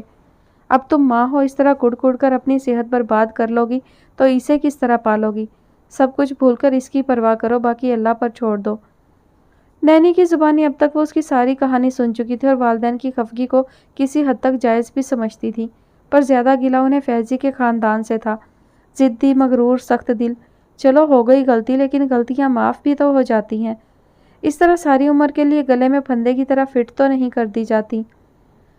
اس وقت بھی وہ اظہار خیال کیے گئیں۔ لکھ کر رکھ لو میری بات، خوش اور مطمئن تو وہ بھی نہیں ہوں گے۔ ان کی پیش گوئی بھی نینی کا دل خوش نہ کر سکی، اگر ایسا تھا بھی تو اس کے لیے کیا فرق پڑتا تھا؟ ایسا کرو، اپنی امی سے فون پر بات کر لو، فیضی کون سا سارے دن گھر بیٹھا رہتا ہے، تم بات کر لو گی تو انہیں بھی تسلی ہو جائے گی اور تمہیں بھی۔ اس کی دل جوئی کے لیے مہرو خالہ کے پاس بہت سی عملی تجاویز تھیں، وہ تو خود اس کو اپنے ساتھ لے جا کر ملوانے تک پر تیار تھیں، مگر ساری ہچکچاہٹ نینی کی اپنی تھی۔ فیضی کے غصے سے وہ اب ڈرنے لگی تھی اور آج کل تو وہ اتنا مایوس دکھائی دے رہا تھا کہ اس پر رحم بھی آتا تھا۔ مہرو خالہ کے گھر کوئی مہمان آ گئے سو نہ چاہتے ہوئے بھی انہیں جانا پڑا۔ کھانا تیار ہے، تم وقت پر کھا لینا، فیضی کے انتظار میں بھوکی نہ بیٹھی رہنا، یخنی ضرور پی لینا، میں تھوڑی دیر میں پھر آؤں گی۔ ایک ساتھ کئی نصیحتیں تھما کر وہ رخصت ہوئی، گھر میں سناٹا پھیل گیا۔ سر پر کسی بزرگ کا وجود کسی خاص رحمت سے کم نہیں۔ نینی اور فیضی دونوں ہی نے اس خوبصورت حقیقت کو بڑے دل سے جانا تھا۔ بچی سو چکی تھی، نینی نے اٹھ کر اسے اندر لٹایا اور چند منٹ بڑی محبت سے اسے دیکھی گئی۔ اس کی گلابی رنگت، لمبی لمبی سیاہ پلکیں اور گول مٹول سا وجود، شاید وہ دنیا کی سب سے حسین بچی کی ماں بنی ہے۔ ایک فطری سا فخر نینی کے حصے میں بھی آ رہا تھا۔ جھک کر دھیرے سے اس نے بچی کے ماتھے پر پیار کیا اور باہر چلی آئی۔ شب و روز کی ساری تلخی ایک طمانینت بھرے احساس سے کم ہونے لگی۔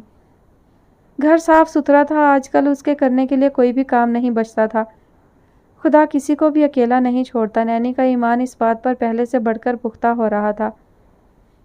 ایک جیسے بے رنگ اور خستہ حال سے نظر آتے فلیٹس، جن کی بالکونیوں میں پرانا متروک شدہ سامان اوپر تک اٹا پڑا ہوا تھا، کسی نے یوں ہی ڈوری میں کوئی پرانی چادر پرو کر پردہ داری کی ضرورت پوری کرنی چاہی بھی تھی تو وقت اور گھر والوں کے ہاتھوں وہ بھی لٹک کر نیچے آ رہی تھی، یا پھر نیچے آتے جاتے تقریباً ایک ہی سے حلیے کے لوگ تھکے تھکے پسماندہ سے نظر آتے تھے۔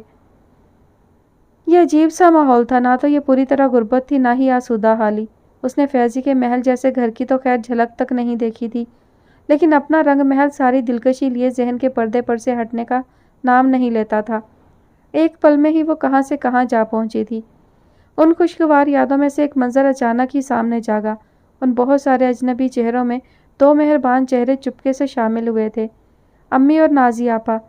پہلے تو اسے اپنی آنکھوں پر یقین نہیں آیا، لیکن ہر اٹھتے قدم کے ساتھ وہ اور بھی نزدیک آتی جا رہی تھی۔ خوشی کی ایک بے ساختہ لہر نینی کے وجود میں دوڑتی چلی گئی۔ امی، بچوں کی ماں نے زور سے چلائی تھی وہ۔ فاصلہ زیادہ نہیں تھا، وہ لوگ ٹھیک اس کی سیڑھیوں کے آگے کھڑی تھی اور ان دونوں نے ایک ساتھ ہی اوپر دیکھا تھا۔ بہت گرم جوشی سے اس نے دونوں کو دیکھ کر ہاتھ ہلایا۔ نینی تیزی سے پلٹی، کمرے سے نکلنے سے پہلے اس نے ایک نگاہ سوئی ہوئی بچی پر ڈالی، دروازہ برابر کیا اور دوڑتی ہوئی باہر نکل گئی۔ آرام سے، ہوا کیا ہے آخر؟ سامنے مہرو خالہ کا دروازہ کھلا تھا اور ناممکن تھا کہ وہ اسے دیکھتی اور ٹوکے بغیر رہ جاتی۔ امی اور نازی آپا آ رہی ہیں خالہ۔ خوشی سے اس کی آواز کانپ رہی تھی۔ شکر ہے خدا کا، لیکن تمہیں نیچے دوڑ لگانے کی ضرورت نہیں ہے، وہ اوپر ہی آ رہی ہیں نا، یہیں رکو۔ وہ اپنے مہمانوں کو چھوڑ کر ان دونوں کا سواگت کرنے کے لیے کھڑی ہوئی۔ سیڑھیاں تنگ تھیں اور امی کے لیے اتنے اوپر تک آنا آسان نہیں تھا۔ انتظار کے ان چند ہی منٹوں میں اسے فیضی کے رد عمل کا خیال آیا۔ وہ کسی حد تک غصے میں آ سکتا تھا، یہ سمجھنا مشکل نہیں تھا۔ مہرو خالہ نے اس کی مسکراہٹ کو مدھم پڑتے دیکھا۔ کیا ہوا، فیضی کی وجہ سے پریشان ہو؟ نینی نے بے بسی سے ان کی جانب دیکھا۔ کوئی ضرورت نہیں پریشان ہونے کی، میں خود سمجھا دوں گی اسے۔ خوشی خوشی اپنی امی اور بہن سے ملو، وہ بیچاری دل کے ہاتھوں مجبور ہو کر آئی ہیں۔ فیضی کون ہوتا ہے ان پر پابندی لگانے والا؟ خبردار جو ان کے سامنے منہ بنایا۔ ان کے انداز میں کمال کی بے نیازی تھی، نینی کو ڈھارس ہوئی۔ امی اور نازی آپا دونوں اوپر آ چکی تھی، نہ چاہتے ہوئے بھی ان کے گلے لگتے نینی کا چہرہ آنسوؤں سے بھیگا تھا۔ خود امی کے دل کا حال بھی مختلف نہیں تھا۔ کر دیا نا ماں کو پریشان، سمجھایا بھی تھا۔ مہرو خالہ کی خفگی مصنوعی تھی۔ مہرو خالہ کے اشارے پر نازی انہیں لیے اندر چلی آئی۔ نینی کے گھر کا حال اب بھی مختلف نہیں تھا، وہی بدحالی، پر اس طرف ذرا سا بھی دھیان دیے بغیر امی اور نازی دونوں ہی اس ننھی پری پر نثار تھیں جو ان کی گود میں آ کر جاگ چکی تھی۔ بالکل نینی کی شکل ہے، اس کے بچپن کی فوٹوز دیکھو تو کوئی پہچان نہیں سکے گا کہ ماں ہے کہ بیٹی ہے۔ امی کی خوشی کا اندازہ لگانا مشکل نہیں تھا۔ پچھلے کئی سالوں دنوں میں وہ نینی کے لیے جتنی پریشان رہی تھی، نازی کو فکر ہونے لگی تھی کہ کہیں وہ اپنی طبیعت نہ خراب کر لیں، اور اسی ڈر سے وہ انہیں یہاں لانے پر مجبور ہوئی تھی۔ کسی نہ کسی طرح عمر کو راضی کیا، بشارت صاحب کو منایا، تب کہیں جا کر یہ مرحلہ طے ہوا تھا۔ سچ بتا نینی، تجھے ماں کا بالکل بھی خیال نہیں آتا؟ کوئی فون تک نہیں، اتنی بڑی خوشی اور ہمیں اطلاع کرنا بھی ضروری نہیں سمجھا؟ اگر عمر کو فیضی نہ ملتا تو ہمیں خبر بھی نہ ہوتی۔ امی کے کندھے سے لگی نینی نے شرمندہ ہو کر نگاہیں جھکائی۔ ایک رشتہ اتنا مضبوط اور ماں باپ بہن بھائی جیسے تمہاری زندگی سے بالکل ہی خارج ہو گئے۔ امی کی ساری شکایات درست تھیں، نازی سمجھا کر بھی لائی تھی کہ نینی کی مجبوریوں کا خیال کر کے ایسا کچھ نہ کہیں، لیکن وہ اس کی صورت دیکھ کر سب کچھ بھول گئی تھی۔ اب تو تم خود ماں بن گئی ہو، دل پر ہاتھ رکھ کر کبھی میرے بارے میں بھی سوچ لینا۔ نینی بے ساختہ ہی پھر سے رو پڑی۔ نازی نے امی کو یاد دہانی کا اشارہ کیا اور بڑی مشکل سے نینی کو چپ کروایا۔ مہرو خالہ کے گھر سے چائے بن کر آ گئی تھی۔ نازی کپ دھو کر رکھنے کے لیے کچن میں آئی تو اسے کچھ عجیب سا احساس ہوا۔ نینی بتا چکی تھی کہ کھانا وغیرہ ابھی تک مہرو خالہ کے گھر سے ہی آ رہا ہے، لیکن پھر بھی کچن میں ایسے خالی پن کا احساس تھی تو غلط حرکت، لیکن سامنے رکھے 2-4 جار میں مٹھی بھر دال اور محض 2-3 بنیادی مسالے اسے اپنی طرف متوجہ کر چکے تھے۔ سو اس نے 2-4 چیزیں اور چیک کی، سب ہی خالی، حتیٰ کہ آٹے کے ڈرم میں موجود آٹے کی مقدار بھی 1-8 دن سے زیادہ ضرورت پوری کرنے والی نہیں تھی۔ چند لمحوں کے لیے تو نازی کے ہوش و حواس ہی گم ہونے لگے۔ اتنی تنگی، اتنی سختی، انہیں نینی کی معاشی پریشانیوں کا اندازہ تھا، لیکن یہ تو وہم و گمان میں بھی نہیں تھا کہ وہ اتنی سختی جھیل رہی ہوگی۔ یہ سارا کٹھن عرصہ اس نے کس طرح گزارا ہوگا؟ اب اس کی سمجھ میں نینی کی زرد رنگت اور کمزور وجود کا سبب اچھی طرح آ رہا تھا۔ شرمندگی سی شرمندگی، کم از کم یہاں تو نینی غلط نہیں تھی، اپنے سارے دکھ اس نے پروقار انداز میں جھیلے تھے، نہ کوئی شکوہ نہ شکایت۔ اچھا برا ہر وقت اس نے پوری ذمہ داری سے گزارا اور نبھایا۔ وہ سب دور بیٹھ کر محض اندازے لگاتے رہے۔ اسے خود پر شرم آئی، امی ابا اور سمی پر شرم آئی۔ فیضی کتنا بھی بدمزاج، جھگڑالو، بے مروت سہی، یہاں سے کس نے اسے اپنانے کی کوشش کی؟ کس نے اس کے مسائل کو حل کرنے کی چھوٹی سی بھی کوشش کی یا اس کی تنہائی کو بانٹنا چاہا؟ عمر کی اور اس کی شادی میں اگر وہ نہیں آیا تو کس نے جا کر منانے کی کوشش کی؟ سب نے نینی کے آنے کو ہی کافی سمجھ لیا تھا۔ ان رنگوں نور بھرے فنکشنز میں جب وہ سب ڈھیروں مہمانوں کے ساتھ انجوائے کر رہے تھے، فیضی یہاں اس تنگ و تاریک گھر میں اکیلا بیٹھا رہا ہوگا اور مہرو خالہ کے گھر سے آیا ہوا کھانا کھایا ہوگا۔ نازی کا دل سوچ کر ہی کانپا تھا۔ پہلی بار اسے صرف نینی کا ہی رنج نہیں گھیر رہا تھا، آج وہ فیضی کے لیے زیادہ دکھی تھی۔ آسمان سے زمین پر گرا تھا اور کوئی اس کے زخم پر مرہم رکھنے کا روادار نہیں تھا۔ وہ جو چپ چاپ اپنا نصیب سہ رہے تھے، انہیں حالات کے دھارے پر چھوڑ کر وہ سب دیا کی بخشی ہوئی ٹینشن کو زائل کرنے میں مصروف تھے، جو زندگی میں ہر آسائش، ہر من پسند چیز کو اپنا حق سمجھ کر چھینتی چلی آ رہی تھی، چاہے بدلے میں کسی کو بھی عمر بھر کا خراج ادا کرنا پڑے، اور آج بھی کامیاب تھی۔ کوئی اور تو کیا، خود وہ بھی تو دیا کو پیسے دلوانے کے لیے ہر ممکن کوشش میں مصروف تھی۔ چند لمحوں میں حقیقت کے کتنے ہی در کھلے۔ نازی کو لگا جیسے آج وہ خود اپنے آپ سے نگاہ ملانے کے قابل نہیں رہی۔ ایک گہری سانس لیتے ہوئے چند فاصلے اس نے فوری طور پر کیے تھے۔ مہرو خالہ اپنے مہمانوں کو رخصت کر کے آ چکی تھی۔ عام طور پر پڑوسیوں کی زیادہ دخل اندازی تھوڑی سی کوفت میں مبتلا کرتی ہے، مگر یہ دوسرا ہی سلسلہ تھا۔ وہ لوگ مہرو خالہ کا احسان زندگی بھر نہیں اتار سکتے تھے۔ نازی نے پوری دیانتداری سے خود سے کہا تھا۔ اندر مہرو خالہ امی اور نازی کے بچی کے لیے لائے ہوئے تحائف دیکھ کر خوش ہو رہی تھی۔ کیا کر رہی تھی باہر نازی آپا؟ نینی نے اسے اندر آتا دیکھ کر پوچھا۔ ایک لمبا چوڑا حساب کتاب، نازی نے بمشکل ہی خود کو جواباً کہنے سے روکا تھا۔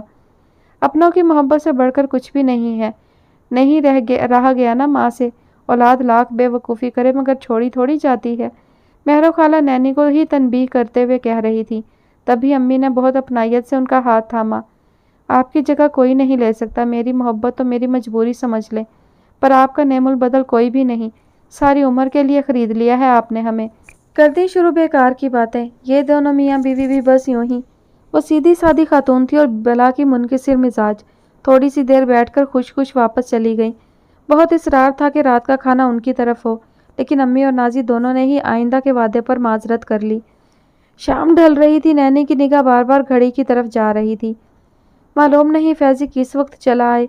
ये इतनी सारी चीज़ें नहीं लानी चाहिए थी आपको। फैजी खफा होंगे। क्यों खफा होगा? हमारा कोई हक नहीं है क्या? खरीद लिया है उसने तुम्हें? अम्मी फैजी का नाम सुनते ही गुस्से में आने लगी। नैनी बेबसी से उन्हें देखे गई। वो ऐसे नहीं है अम्मी, अपने हालात से परेशान है। उनकी खुददारी पर चोट पड़ती है तो वो उसे गुस्से के पर्दे में छुपाने की कोशिश करते हैं। अम्मी चुप हुई तो वो फैजी की तरफ से सफाई दिए बगैर नहीं रह सकी। नाजी ने तारीफी निगाहों से उसकी तरफ देखा। वो यकीनन बहुत समझदार हो गई थी, लेकिन इस हकीकत को अम्मी ने अभी तक नहीं जाना था। मैं तो सिर्फ ये जानती हूँ कि फैजी इंतहाई बद इखलाक और मगरूर लड़का है। तुम्हारे अब्बा उससे ऐसे ही तो नाराज़ नहीं है। पहले मैं उन्हें गलत समझती थी, लेकिन अब तो 100% मुत्तफिक हूँ। नाजी पूरे तहम्मुल से उनकी बात सुनने लगी। फैजी भी तो अब्बा से नाराज़ है अम्मी, कभी उसका भी तो पॉइंट ऑफ व्यू समझना चाहिए। क्या मतलब है तुम्हारा? अम्मी ने चौंक कर नाजी की तरफ देखा। क्या हम उसके कदमों में सर रखकर अपनी उन गलतियों की माफ़ी मांगे जो हमने की ही नहीं? ऐसी बात नहीं है अम्मी। मतलब तो यही है ना। वो बहुत दिनों बाद उससे खफा हुई। चलो बस चलते हैं अब हम दोनों। वो हज़रत तशरीफ़ ले आए तो फिर कहीं बेइज्जती करने ना खड़े हो जाएं। अपनी बात कहते हुए वो खफकी से उठ खड़ी हुई। नाजी अपनी जगह से हिली तक नहीं। अम्मी ने अपनी बात फिर से दोहराई तो वो हल्के से मुस्कुरा दी। मैं यहीं बैठकर फैजी का इंतज़ार करूंगी अम्मी। आज मुझे उसे मनाना है, अपने इस बदसूरत रवैये की माफ़ी मांगनी है जो हमने उससे रवा रखा है। गलतियां तो हमारी भी बहुत हैं। अम्मी का मुंह हैरत से थोड़ा सा खुला। वो छोटा है लेकिन किसी की इज्जत की उसने। तुम्हारे अब्बा खफा थे तो उसने कौन सा उन्हें मनाने की कोशिश की? उल्टा हम सबकी बेइज्जती में कसर नहीं छोड़ी उसने। याद है जब हम पिछली बार यहाँ आए थे तो वो किस तरह पेश आया था? दिया उससे कहीं ज़्यादा दिल दुखा चुकी है हमारा, फिर भी हम उसके आगे सर झुकाते आ रहे हैं ना। फैज़ी की ख़ता उससे ज़्यादा बड़ी नहीं है अम्मी। नाज़ी जताना तो नहीं चाहती थी, लेकिन शायद ज़रूरी था। अम्मी इस बार कुछ नहीं कह सकी। कई बार हम गलती पर होते हुए भी खुद को गलत कहते हुए डरते हैं। फैज़ी ने बुरा ज़रूर किया, लेकिन हालात में बेहतरी की कोशिश तो हमसे भी नहीं हुई। इस बार मुझे ये कोशिश कर लेने दीजिए, नैनी की खातिर ही सही। अपनी बात कहते हुए वो आज़रदा सी थी। नैनी एकदम अपनी जगह से उठकर नाज़ी के गले आ लगी। हिचकियों से उसका पूरा जिस्म हिल रहा था। उसकी कमज़ोर हालत के पेश नज़र ये शदीद जज्बातियत अच्छी नहीं थी। फिर भी नाज़ी ने उसे रोने दिया। बहुत से दुखों का मुदावा यूं ही सही। फ़रा ने आज ही ऑफिस ज्वाइन किया था। बराबर वाली खाली सीट अब भी खाली ही थी। सीट देखकर ही दिल पर चोट सी पड़ी थी। कहाँ गायब हो गई थी सानिया? पिछले 20-22 दिन वो अपनी अम्मी की बीमारी में जिस परेशानी से दो चार रही, उसमें भी वो उसे भूली नहीं थी। फ़ोन पर फ़ोन किए थे मगर दूसरी तरफ से कोई रिस्पांस नहीं था। अगर फ़ोन ख़राब था तब भी राब्ते की 10 सूरतें और भी मुमकिन थी, मगर वो तो ऐसी गुम हुई थी कि ना पता ना निशान। कल पहली फुर्सत मिलते ही वो जमील मामू के घर का भी चक्कर लगा आई थी, मगर वहाँ भी बड़ा सा ताला मुँह चिढ़ा रहा था। पड़ोस से पूछने पर पता चला था कि मुमानी और लुबना दोनों किसी रिश्तेदार के यहाँ पंजाब गई हैं। और सानिया और अम्मा? फ़रा ने धड़कते हुए दिल के साथ पड़ोस के उन मेहरबान सूरत बुजुर्ग से पूछा तो वो बेचारे कुछ चुप से हो गए। वो तो साथ नहीं थी। असल में मैंने टैक्सी में सामान रखवाते हुए देखा था जमील की बीवी को। यहाँ से तो वो दोनों माँ बेटी ही रवाना हुई थी। सानिया और उसकी वालदा तो कई दिन से नज़र नहीं आई। वो लोग पहले ही जा चुकी शायद। कुछ तो अंदाज़ा होगा अंकल प्लीज़। वो शायद उसके मलतजी अंदाज और बेताबी से ही मजबूर हुए। बड़ी अजीब सी बातें सुनने में आई हैं। असल में कहना तो नहीं चाहिए, लेकिन जमील साहब के इंतकाल के बाद मोहल्ले वालों से उनका रब्त तकरीबन ख़त्म हो चुका था। बड़ी बदमिजाज औरत है उनकी बेगम। लोग मिलते हुए घबराते हैं उनसे, किसी के भी गले पड़ जाती हैं। फ़रा को उनकी किसी एक बात से भी इख्तलाफ नहीं था, लेकिन सानिया, वो ही बता रहा हूँ, उसका कहीं रिश्ता विश्ता कर दिया था जमील साहब की बेगम ने। शादी सादगी से होनी थी, लेकिन फिर पता नहीं क्या हुआ। शादी हुई या नहीं हुई कुछ खबर नहीं, अल्लाह बेहतर जानता है। फ़रा की परेशानी और भी बढ़ी थी। सबसे ज़्यादा गुस्सा उसे सज्जाद पर आ रहा था। कोई और ना सही, वो तो थे, इतना सा भी ख्याल ना रख सके। अगर कोई बड़ा नुकसान सानिया के हिस्से में आया तो शायद वो उन्हें ज़िंदगी भर माफ़ करने वाली नहीं थी। मेज़ पर जमाशुदा काम की तरफ उसने आंख उठाकर देखने की भी ज़रूरत नहीं समझी। निकाह मुस्तकिल दाखिली गेट की तरफ जमी थी, जहाँ से सज्जाद को आना था। ऑफिस में लोगों ने बताया था कि वो आजकल थोड़ी देर से आ रहे हैं, सो आज भी ऐसा हुआ। हमेशा की तरह वेल ड्रेस्ड और हमेशा से कहीं ज़्यादा खुशबाश। فرا کو پہلی بار ان کی مسکراہٹ زہر لگی تھی۔ بمشکل ہی اس نے ان کے اپنے چیمبر تک آنے کا انتظار کیا۔ سب سے پہلے سرفراز صاحب کی میٹنگ ہوتی تھی، لیکن آج وہ باہر کھڑی مل گئی۔ بہت ضروری بات کرنی ہے سجاد بھائی۔ ہاں اچھا، امی کیسی ہیں؟ وہ بالکل بے فکری سے پوچھ رہے تھے۔ ٹھیک ہے، لیکن مجھے آپ سے ضروری۔ وہ جیسے 1 منٹ بھی دینے کے لیے تیار نہیں تھی۔ سجاد نے غور سے اس کا چہرہ دیکھا۔ آ جاؤ۔ دبی دبی مسکراہٹ اس کے چہرے پر آئی۔ ثانیہ کہاں ہے سجاد بھائی؟ میں اتنی پریشان ہوں، آپ اندازہ بھی نہیں لگا سکتے۔ میں لگا سکتا ہوں، وہ بہت اطمینان سے مسکرائے۔ فرا کو ان کی سنگ دلی پر حیرت ہوئی تھی۔ جھوٹ بولتے ہیں آپ، وہ ان کا رتبہ اور خود سے لگاؤ بھی بھول گئی۔ کیسے اس تکلیف کو سمجھ سکتے ہیں جس سے میں گزر رہی ہوں؟ میں نے اس سے کہیں زیادہ تکلیف اٹھا لی ہے فرا۔ وہ انتہا دیکھی جس کا تم نے تو کیا میں نے خود بھی تصور نہیں کیا تھا۔ وہ ایک دم ہی بہت سنجیدہ محسوس ہوئے۔ فرا نے حیرت سے سجاد کی طرف دیکھا۔ کیا ہوا تھا سجاد بھائی؟ انجانے خوف کے گہرے احساس نے اس کے دل کی دھڑکن تیز کر دی۔ کچھ نہیں ہوا، یہی اللہ کا شکر ہے، ورنہ شاید۔ وہ رخ پھیر گئے۔ فرا کو لگا وہ اپنی کیفیت چھپانے میں ناکام ہو رہے ہیں۔ ثانیہ کہاں ہے سجاد بھائی؟ میرے گھر۔ اس بار وہ مسکرائے۔ آپ کے؟ اسے ایسا لگا جیسے سننے میں کوئی غلطی ہوئی ہے۔ یہ کیسے ممکن ہے بھلا؟ ایک ہی مقام ہو سکتا تھا جہاں وہ اسے تلاشنے کی کبھی کوشش نہیں کر سکتی تھی۔ ہاں، اس میں اتنی حیرت کی بات تو نہیں۔ جو حالات تھے اس میں کہیں اور وہ رہ بھی نہیں سکتی تھی، اور نہ ہی میں اسے چھوڑ سکتا تھا۔ بات پوری طرح سمجھ میں آئی بھی نہیں تھی، پھر بھی وہ اپنی مسکراہٹ پر قابو نہ پا سکی۔ شکر تھا کہ ثانیہ کے لیے اس سے کہیں زیادہ فکر کرنے کے لیے کوئی تو موجود تھا۔ فرا کی ساری تشویش، سارے وسوسے سیکنڈوں میں زائل ہوئے۔ مجھے کچھ تو بتاتے، میں کتنی فکر مند تھی، کل ساری رات سو بھی نہیں سکی۔ حد کر دی آپ نے بھی۔ وہ اب بھی ان سے تھوڑی خفا تھی، لیکن اس بار خفگی میں اپنائیت تھی۔ اصل میں موقع ہی نہیں مل سکا۔ سب کچھ اتنی تیزی سے پیش آیا کہ میں خود اب تک شوق میں ہوں۔ میں کوئی حقیقت میں فرشتہ ثابت ہوا۔ ثانیہ کے حق میں تو وہ فرحت آپا ہیں۔ بہت ہمت کی انہوں نے، ورنہ اس روز کیا کسر باقی رہ گئی تھی۔ فرا نے اس بے حد غیر متوقع صورتحال کی تفصیل سنتے ہوئے خدا کا ہزارہ شکر ادا کیا تھا۔ انیکسی میں ٹھہرے مہمان بلقیس بھابھی کے لیے مستقل دلچسپی کا سبب بنے ہوئے تھے۔ کب تک رہیں گے؟ خرچہ کون اٹھا رہا ہے؟ کھانا یہاں سے کیوں نہیں جا رہا؟ مہمان ہیں تو اپنا کھانا پکانا الگ کیوں کر رکھا ہے؟ سوالات کی نوعیت روزانہ ایک جیسی ہوتی تھی، محض الفاظ کا الٹ پھیر۔ بابا نے صاف لفظوں میں کھانے کی میز پر کہہ دیا تھا کہ سوائے فرحت کے کسی کو وہاں جا کر ان لوگوں کو پریشان کرنے کی ضرورت نہیں۔ وہ یہاں جتنا عرصہ بھی رہیں، کسی کو نہ اعتراض کی ضرورت ہے نہ سوال کی۔ وہ میرے مہمان ہیں، یہ بات سب کو یاد رکھنی ہے۔ سیدھے ہاتھ کی انگلی اٹھاتے ہوئے جب وہ تنبیہ کر رہے تھے تو بلقیس بھابھی نے بڑا برا سا منہ بنایا تھا۔ سمینہ بھابھی، فرحت، سبھی کو اپنی مسکراہٹ دبانی پڑی تھی۔ پتہ تھا کہ یہ ہدایت ہے بھی صرف بلقیس بھابھی کے لیے۔ اور یہ جو آئے دن مہمان آتے رہتے ہیں دوسرے شہروں سے، ان کے ٹھہرنے کا بندوبست کیا ہوگا؟ وہ نقطہ اعتراض اٹھائے بغیر کہاں رہ سکتی تھی؟ برابر میں بیٹھے وقار بھائی نے انہیں ٹوکا بھی، پر وہ صاف نظر انداز کر گئیں۔ بابا کے چہرے پر ہلکی سی ناگواری جھلکی۔ یہ تمہارا مسئلہ نہیں ہے بلقیس، شہر میں ہوٹلوں اور ریسٹ ہاؤسز کی کمی نہیں۔ ہم جہاں مناسب سمجھیں گے ایڈجسٹ کر دیں گے۔ کوئی اور بات؟ جب وہ مخاطب کے چہرے پر نگاہ جما کر بات کرتے تو عموماً لوگوں کا ان کے سامنے ٹکنا محال ہونے لگتا تھا۔ اپنی تمام تر ڈھڑائی کے باوجود بلقیس بھابھی کے ماتھے پر بھی پسینہ آنے لگا۔ فی الحال عافیت خاموشی میں ہی تھی، مگر آگے وہ خود مختار تھیں۔ بابا اور ان کے تینوں بیٹے کون سا سارا وقت گھر رہتے تھے؟ فرحت اپنے مسائل میں گرفتار تھیں، باقی رہ جاتی تھی سمینہ تو وہ ان سے الجھنے سے جتنا ممکن ہوتا گریز کرتی۔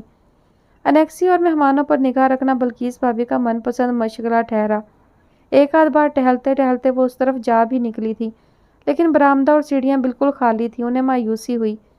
چند ایک بار دور سے انہوں نے ثانیہ کو دیکھا تھا اور اتنا اندازہ انہیں ہوا تھا، سو وہ قریب سے دیکھنے کے لیے بے تاب تھیں، اور موقع انہیں مل ہی گیا۔ سہ پہر کا سویا سویا سا وقت گھر میں عموماً سناٹے کا راج ہوتا تھا۔ سجاد اور دونوں بڑے بھائی شام ڈھلے اور کبھی رات تک واپس آتے تھے۔ بابا گھر پر ہوتے تب بھی عصر کے وقت تک وہ کسی سے نہیں ملتے تھے۔ بچے اسکول کالج سے واپسی پر اپنے کمروں میں۔ بلقیس بھابھی صبح بہت دیر سے اٹھتی، سو دوپہر کو آرام کرنا ان کے لیے مشکل ہوتا۔ سارے گھر میں ادھر ادھر پھرا کرتی۔ آج سناٹا روز سے زیادہ تھا۔ وہ گھر کے سامنے والے لان میں کھڑی ہوئیں۔ آتی سردیوں کی نرم دھوپ بڑی ہی سکون آمیز تھی، مگر ان کے اندر کی بے چینی لطف بھی نہیں لینے دیتی تھی کہ ساری توجہ نیکسی کی طرف تھی۔ ثانیہ کسی کو رخصت کرنے کے لیے برآمدے میں کھڑی تھی۔ کوئی درمیانہ قد و قامت کا شخص تھا جس کی سفید گاڑی سیڑھیوں کے قریب کھڑی تھی۔ چند منٹ وہ دونوں وہیں کھڑے بات کرتے رہے۔ اپنی پرتجسس طبیعت کے ہاتھوں وہ خود بخود ہی آگے بڑھتی چلی گئی۔ منظر یہاں سے خاصا صاف دکھائی دے رہا تھا۔ وہ جو کوئی بھی تھا، اس کے اور ثانیہ دونوں کے چہروں پر مسکراہٹ تھی۔ انہوں نے بہت غور سے اس کی مسکراہٹ کو بھی دیکھا اور ان دونوں کو بھی۔ آج انہیں پہلی بار ثانیہ کو قدرے قریب سے دیکھنے کا موقع ملا تھا۔ اس کی سنہری رنگت اور دلکشی، عرصہ ہوا خوبصورتی انہیں متاثر کرنا چھوڑ چکی تھی، خاص طور پر لڑکیوں کی۔ حسین لڑکیاں کسی بلا سے کم نہیں ہوتی۔ وہ اکثر بہت نفرت سے یہ فقرہ دہراتی تھی۔ انہیں ہمیشہ یاد رہتا تھا کہ ایسی ہی حسین صورت فیضی کو ان سے چھین کر لے جا چکی۔ فیضی، جس سے دنیا میں انہوں نے سب سے زیادہ محبت کی، اتنی کہ اس کے جانے کے بعد ان کے مرنے میں کوئی کسر باقی نہیں رہ گئی تھی۔ پر وہ نہ جانے کس محرک کا اسیر تھا کہ پلٹ کر ماں کو دیکھنے کی ضرورت محسوس نہیں کی۔ ثانیہ پر نگاہ جمائے وہ جذبات کی ایک تکلیف دہ تسلسل سے گزری۔ یہ خوبصورت چہرے، یہ دھیمی دھیمی مسکراہٹیں کسی بھی مرد کو بربادی کی آخری حد تک پہنچاتی ہیں۔ انہیں ثانیہ کے چہرے پر کوئی اور عکس نظر آیا تھا، وہ بھی ایسی ہی ہوگی جو فیضی کو ان سے چھین کر لے گئی۔ ایک نفرت بھری نگاہ انہوں نے ثانیہ پر ڈالی اور ساری مصلحت بالائے طاق رکھ کر تیز تیز قدم اٹھاتی ہوئی اس کے آگے جا کھڑی ہوئیں۔ گاڑی کب کی جا چکی تھی؟ ثانیہ نے حیرت سے ان کی طرف دیکھا۔ تم ہی ثانیہ ہو؟ یہ نام فرحت اور سمینہ دونوں اتنی بار لے چکی تھی کہ سبھی کو معلوم ہو چکا تھا، پھر بھی انہوں نے تصدیق چاہی۔ جی، کہاں سے آئے ہو تم لوگ؟ اتنے دن سے یہاں رہ رہے ہو، معاملہ کیا ہے آخر؟ انہوں نے ٹھگ سے وہی پوچھا جو اتنے دن سے کھٹک رہا تھا۔ ثانیہ کے پاس ان کے کسی بھی سوال کا شافی جواب نہیں تھا۔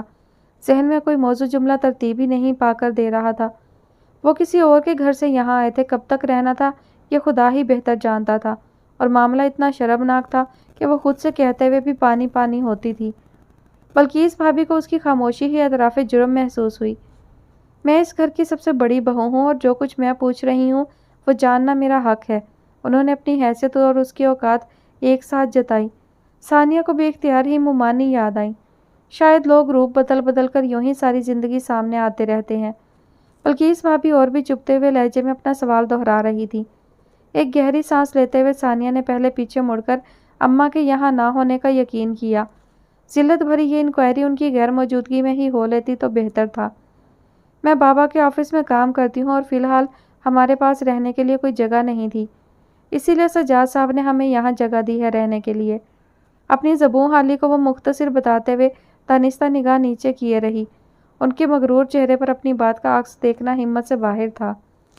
معلوم نہیں انہوں نے اس کی کسی بات کا یقین بھی کیا یا نہیں۔ ذرا دیر کے لیے تو اس نے خود کو بالکل کسی روایتی سے چندہ مانگنے والوں کی مانند محسوس کیا۔ وہ بھی دروازہ بند کیے جانے کی منتظر تھی۔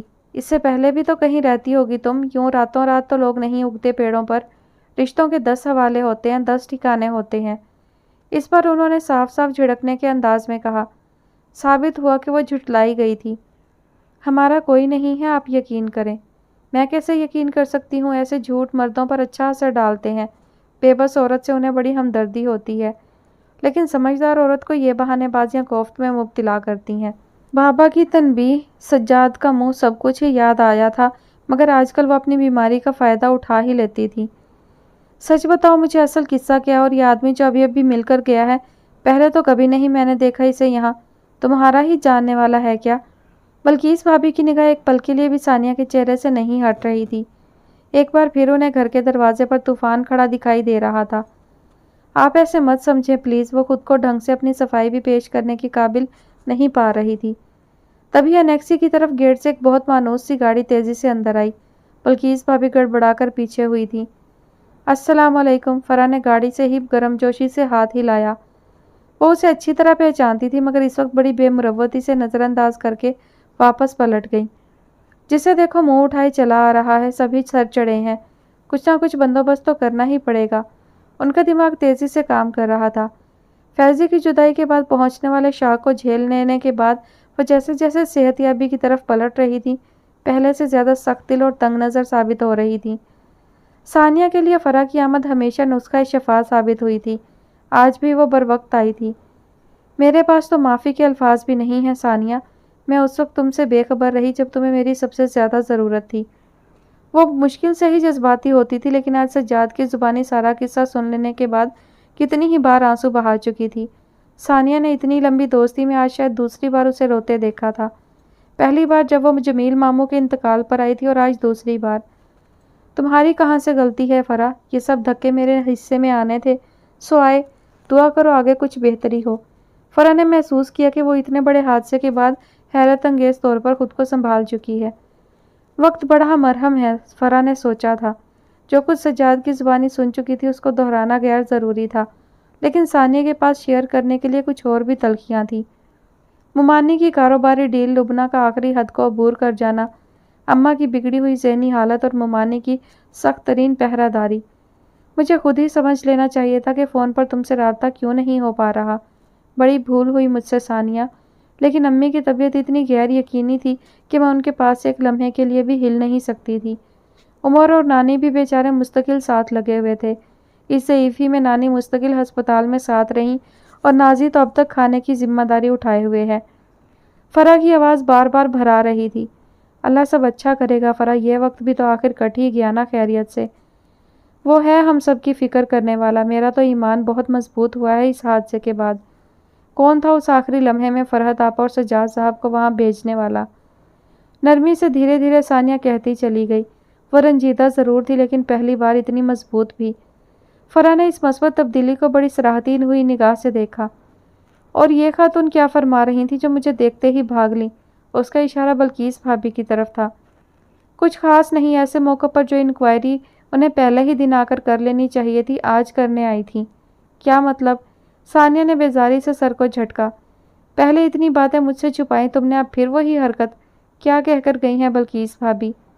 کیا کہیں گی تمہارے خیال میں؟ ظاہر ہے کسی کے گھر زبردستی کے مہمان بن کر بیٹھ گئے ہیں تو اسے برا تو لگ ہی رہا ہوگا نا۔ بس وہی بتانے آئی تھی۔ مجھے تو افسوس ہو رہا ہے کہ میں ان کے سامنے اتنی ہونک کیوں بنی ہوئی تھی۔ کوئی تسلی بخش جواب دینا چاہیے تھا نا مجھے بھی۔ مثلاً کیا جواب دینا چاہیے تھا؟ یہی کہ ہم بہت جلد یہاں سے چلے جائیں گے، وہ فکر نہ کریں۔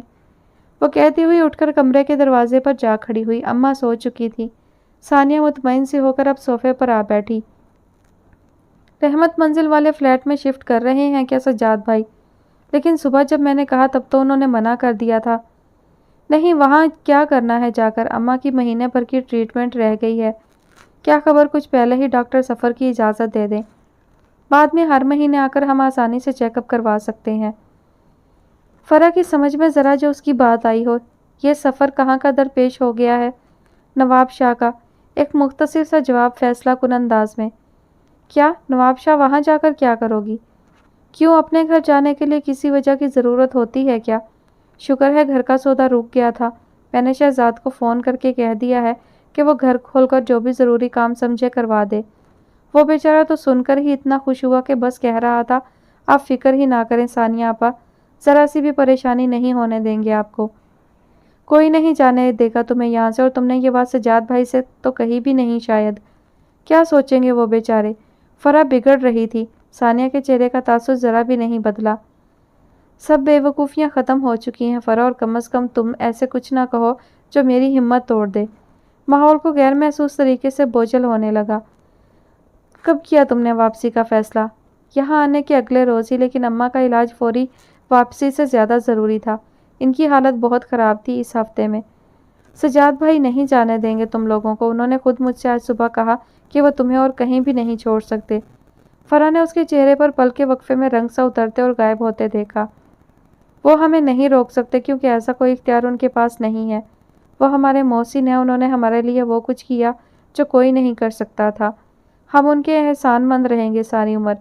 ثانیہ نے اس بار سارے فیصلے خود کیے تھے، کسی کی بھی رائے لینے کی ضرورت نہیں سمجھی تھی۔ فرح کو کم از کم اتنا یقین تو ضرور آ رہا تھا۔ بڑے حال میں بہت دنوں بعد اتنے کہے گونجے تھے۔ امی نے بڑے ہی سکون آمیز انداز میں اندر آتے ہوئے ایک نگاہ ان سب پر ڈالی۔ عمر، نازی، نینی، سمی، نانی، بشارت صاحب اور فیضی بھی۔ کتنا ناقابل یقین منظر تھا اور کتنا حیات بخش۔ گھر میں خوشی اور سرشاری کے اس ماحول کی واپسی کی امید وہ ختم کر چکی تھی، مگر اللہ نے کیسا کرم کیا تھا۔ ان کا دل بار بار شکر سے بھرتا، اور ہر بار دل کی گہرائی سے نازی کی ہزارہا خوشیوں کے لیے دعا نکلتی۔ وہی تھی جو اس منظر کی تکمیل کے لیے پورے خلوص اور انتہائی محبت سے اپنی ساری انا اور خودداری ایک طرف رکھ کر فیضی کو منانے میں کامیاب ہوئی تھی اور بشارت صاحب کا غصہ ٹھنڈا کرنے میں بھی۔ انہیں اس دن نینی کے گھر کا منظر بھلائے نہیں بھولتا تھا جب نازی نے فیضی کی خفگی اور رکھائی کو قطعی نظر انداز کر کے معافی مانگنے میں کوئی کسر نہیں چھوڑی تھی۔ رشتے اور عمر دونوں میں بڑی ہونے کے باوجود وہ اس وقت تک وہاں رکی رہی جب تک فیضی کے چہرے پر مسکراہٹ نہیں آئی اور اس نے گھر آنے کا وعدہ نہیں کیا۔ اور اس کے بعد بشارت صاحب کو اس نے کس طرح منایا، نینی اور فیضی کی مشکلات کو کس طرح ان کے سامنے پیش کیا، اس سے وہ قطعی ناواقف رہیں، کیونکہ وہ جان بوجھ کر کمرے سے باہر ہی رہیں۔ اپنے بارے میں انہیں اندیشہ ہونے لگا تھا کہ کہیں وہ نازی کی ساری محنت پر پانی نہ پھیر دیں۔ آج کی یہ پر رونق دعوت تجدید تعلق کی خوشی میں ہی تھی۔ بشارت صاحب نے بڑھ کر فیضی کو گلے لگایا تھا اور فیضی نے حیرت انگیز طور پر ان سے معافی مانگی تھی۔ تنہائی اور بے بسی کی اس طویل دورانیے نے اسے توڑا بھی تھا اور بدل بھی دیا تھا۔ کچھ باتوں کو نظر انداز کر دینا ہی بہتر تھا اور کچھ کو قبول کر لینے میں ہی سب کی بھلائی تھی۔ امی ادھر کیوں بیٹھی ہیں، یہاں آ جائے نا۔ نازی انہیں ایک طرف خاموش بیٹھا دیکھ کر قریب آ گئی۔ کوئی بات ہے کیا؟ وہ کچھ فکر مند ہو کر ان سے جھک کر پوچھنے لگی۔ اب کیا ہوگا، خدا نہ کرے، اور تم جیسی بیٹی کے ہوتے ہوئے کوئی بھی فکر کیسے ٹک سکتی ہے بھلا؟ آپ خوش رہا کریں، بس میرے لیے تو سب سے اہم یہی بات ہے۔ آج کتنا اچھا لگ رہا ہے، ماشاءاللہ، سب لوگ جمع ہیں اور سب ہنسی خوشی۔ نازی کو کتنی ہی بار دیا یاد آ چکی تھی، اگر وہ بھی ہوتی تو خوشی کے مکمل ہونے میں کیا کمی رہ جاتی، لیکن جان بوجھ کر دل میں آئی اس خلش کو وہ زبان پر لانے سے گریز کر رہی تھی، اور شاید سب ہی کر رہے تھے۔ اس وقت سب سے زیادہ اہم نینی اور فیضی تھے، اور ان سے بھی زیادہ وہ پیاری سی بچی جو اپنی آمد کے ساتھ ہی خوشی کا سبب بنی تھی۔ امی اٹھ کر نانی اور بشارت صاحب کے پاس جا بیٹھی تھی۔ عمر، سمی اور فیضی کے درمیان نہ جانے کون سی بحث چھڑی ہوئی تھی۔ آوازیں بلند ہونے لگتی تو نانی کو اپنی جگہ سے زور سے تنبیہ کرنی پڑتی۔ خدا نہ کرے، کم سنائی دیتا ہے کیا تم لوگوں کو؟ اتنا شور کہ ٹھیک سے بات نہیں سنائی دے رہی۔ اس بار وہ کچھ زیادہ ہی بگڑ کر بولی تھی۔ ابا اور امی نے بھی تائید کی۔ عمر، سمی اور فیضی تینوں ہی جھیپ کر ایک دوسرے کی طرف دیکھ کر مسکرا دیے۔ چلو یار، میرے کمرے میں چل کر بیٹھتے ہیں۔ سمی نے انتہائی معقول تجویز پیش کی تھی، مگر نازی نے روک دیا۔ کھانا لگ رہا ہے، اس کے بعد جہاں دل چاہے بیٹھ جانا۔ بچی کو نانی کے پاس لٹا کر نینی بھی نازی کی مدد کے خیال سے پیچھے ہی چل دی۔ کتنا مکمل گھریلو ماحول ہے، تحفظ اور اپنائیت سے بھرا ہوا۔ فیضی نے اسے جاتا دیکھ کر بڑی طمانینت سے سوچا تھا، اپنوں کا ساتھ مشکلات کا مفہوم بھی بدل دیتا ہے۔ تبھی فون کی بیل نے خیالات اور باتوں کا تسلسل ایک ساتھ درہم برہم کیا تھا۔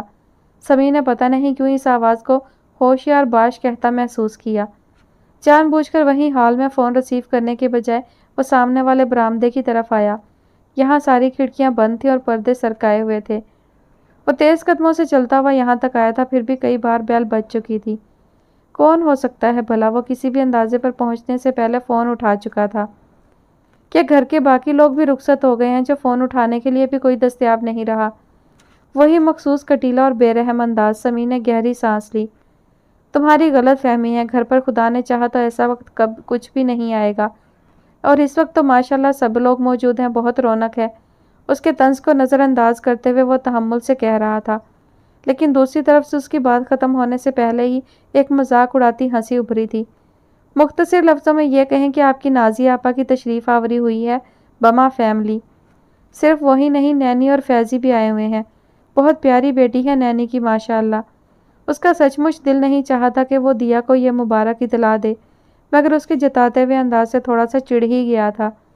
دوسری طرف خاطر خواہ اثر بھی ہوا تھا۔ دیا کے ایک دم چپ ہو جانے میں بڑی مانی خیزی تھی۔ تم بتاؤ کیسے فون کر لیا؟ نینی کی بیٹی کب ہوئی؟ وہ پوچھے بغیر نہیں رہ سکی۔ سمی کے چہرے پر ناخوشگواری سی چھانے لگی۔ 1.5 مہینے کی ہے وہ۔ تم اپنی بات کرو، ایسے ہی تو فون نہیں کیا تم نے، کوئی مطلب تو ہوگا نا؟ ہمارے درمیان کیا صرف مطلب کا رشتہ رہ گیا ہے سمی بھائی؟ دیا کا لہجہ بے تاثر تھا، پھر بھی وہ تھوڑا سا جذباتی ہونے لگا۔ یہ نوبت تم خود لائی ہو دیا۔ نہیں، یہ سب ابا اور نازی آپا کا کیا دھرا ہے۔ جان بوجھ کر ان دونوں نے ایسے حالات رکھے کہ مجھے سٹینڈ لینا پڑا۔ میں کیوں اپنی خوشی سے دستبردار ہوتی؟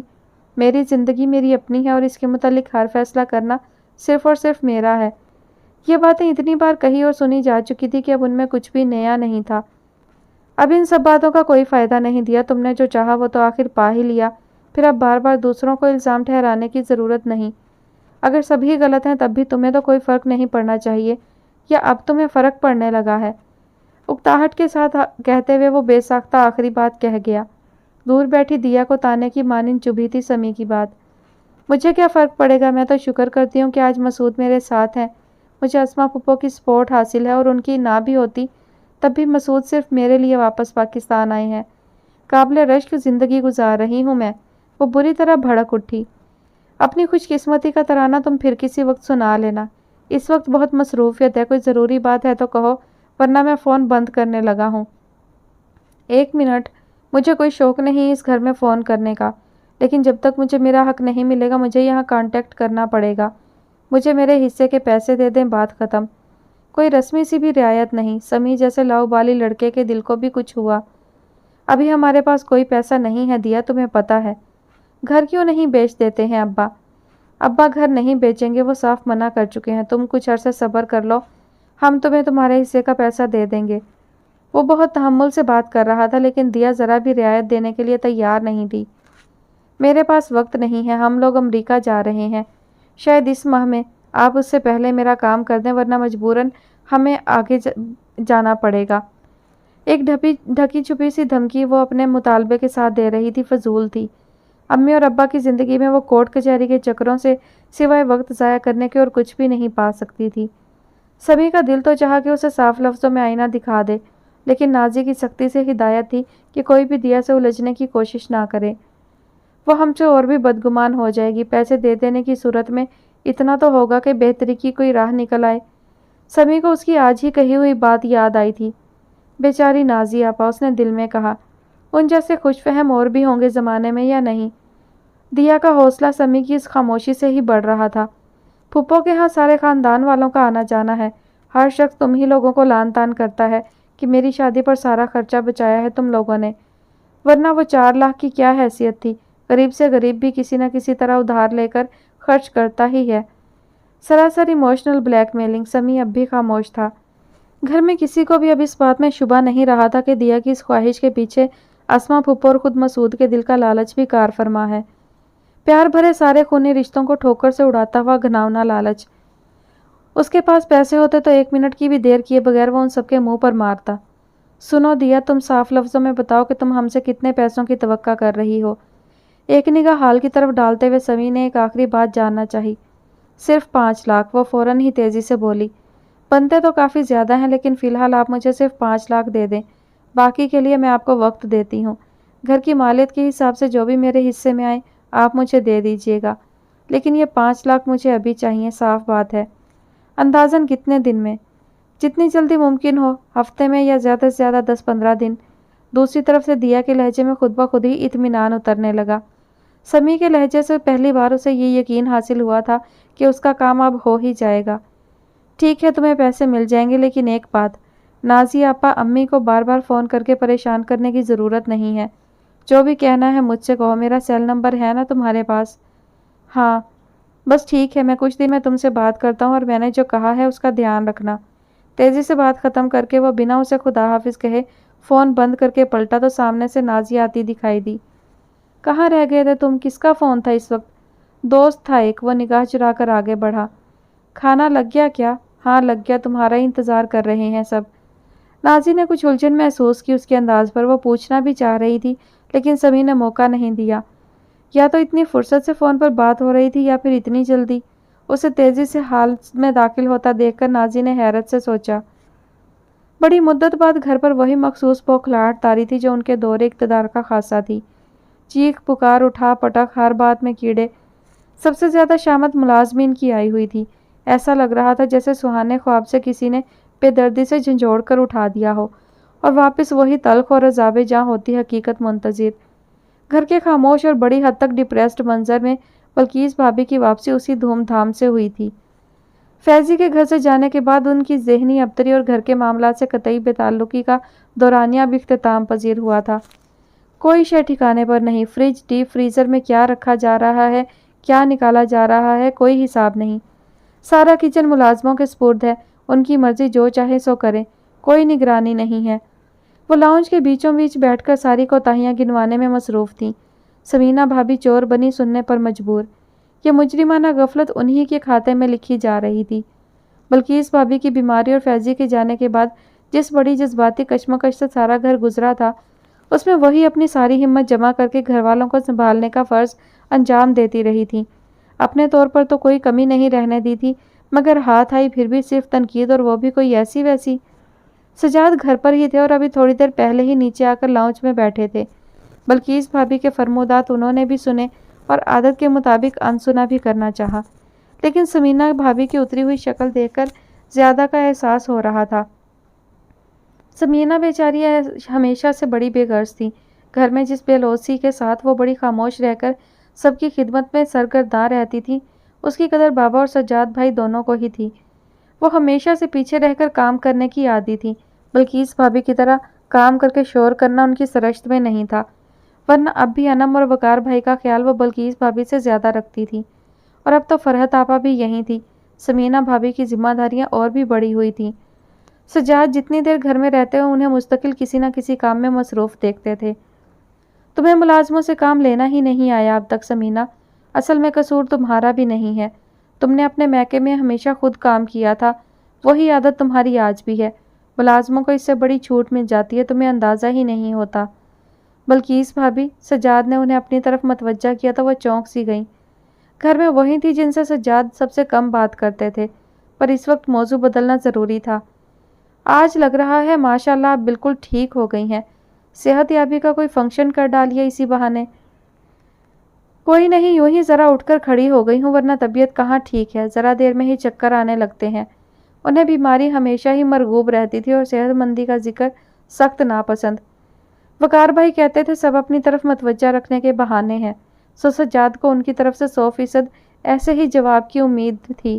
وہ بمشکل اپنی مسکراہٹ دبا سکے۔ پھر یہ ادھوری صحت ابھی تو سخت تشویش والی بات ہے، جب بھی آپ کا BP شوٹ ہو رہا ہے، احتیاط کیجیے۔ کیا احتیاط کروں؟ 4 دن میں گھر کا حال چوپٹ ہو گیا میرے نہ دیکھنے سے۔ ان کے ماتھے کی شکن اور بھی گہری ہوئی۔ کیوں؟ خدا خیر کرے وہ جان بوجھ کر انجان بنے۔ اچھا بھلا تو چل رہا ہے گھر، ہر چیز پرفیکٹ۔ بابا تو کل کہہ رہے تھے مجھ سے کہ سمینہ بھابھی نے اتنے مزیدار کھانے کھلا کھلا کر بالکل چٹورا بنا دیا ہے۔ سمینہ بھابھی کے چہرے پر شرمیلی سی مسکراہٹ پھیلی۔ وہ تو سمینہ کو عادت ہے خود پکانے کی، ورنہ تو اچھا بھلا کوک موجود ہے گھر میں۔ میں تو یہی شکر کرتی ہوں کہ یہ صفائی والی کو ہٹا کر خود ہی جھاڑو لگانا شروع نہیں کر دیتی۔ مجھے اچھی طرح یاد ہے جب پہلی بار ہم لوگ سہیل کے رشتے کے لیے ان کے ہاں بغیر اطلاع دیے گئے تھے تو یہ گھر میں جھاڑو لگا رہی تھی اور چھوٹی بہن برتنوں کا ڈھیر دھونے میں مصروف تھی۔ میری تو دیکھتے ہی ہنسی۔ کیوں، اس میں ہنسنے کی کیا بات تھی؟ ہمارے ہاں یہ کام ملازم کرتے ہیں نا، شاید اسی لیے عجیب سا لگتا ہے۔ شان بے نیازی سے انہوں نے سر کو ہلکا سا جھٹکا۔ سجاد چند لمحوں کے لیے غور سے ان کے چہرے کو دیکھے گئے۔ دل تو چاہا کہ خود انہیں بھی ان کی حقیقت یاد کروائی جائے، لیکن اتنا گر کر بات کرنے کے لیے خود دل ہی رضامند نہیں ہوتا تھا۔ ایک گہری سانس لے کر انہوں نے اس چبھن کے احساس کو ظاہر کرنا چاہا جس میں بلقیس بھابھی عادتاً سامنے والے کو مبتلا کرتی تھی۔ وہ واقعی ذہنی مریضہ تھی۔ آپ جو دل چاہے سمجھے، لیکن میں صرف یہ کہوں گا کہ سمینہ بھابھی ہمارے گھر کے لیے قدرت کا انعام ہے۔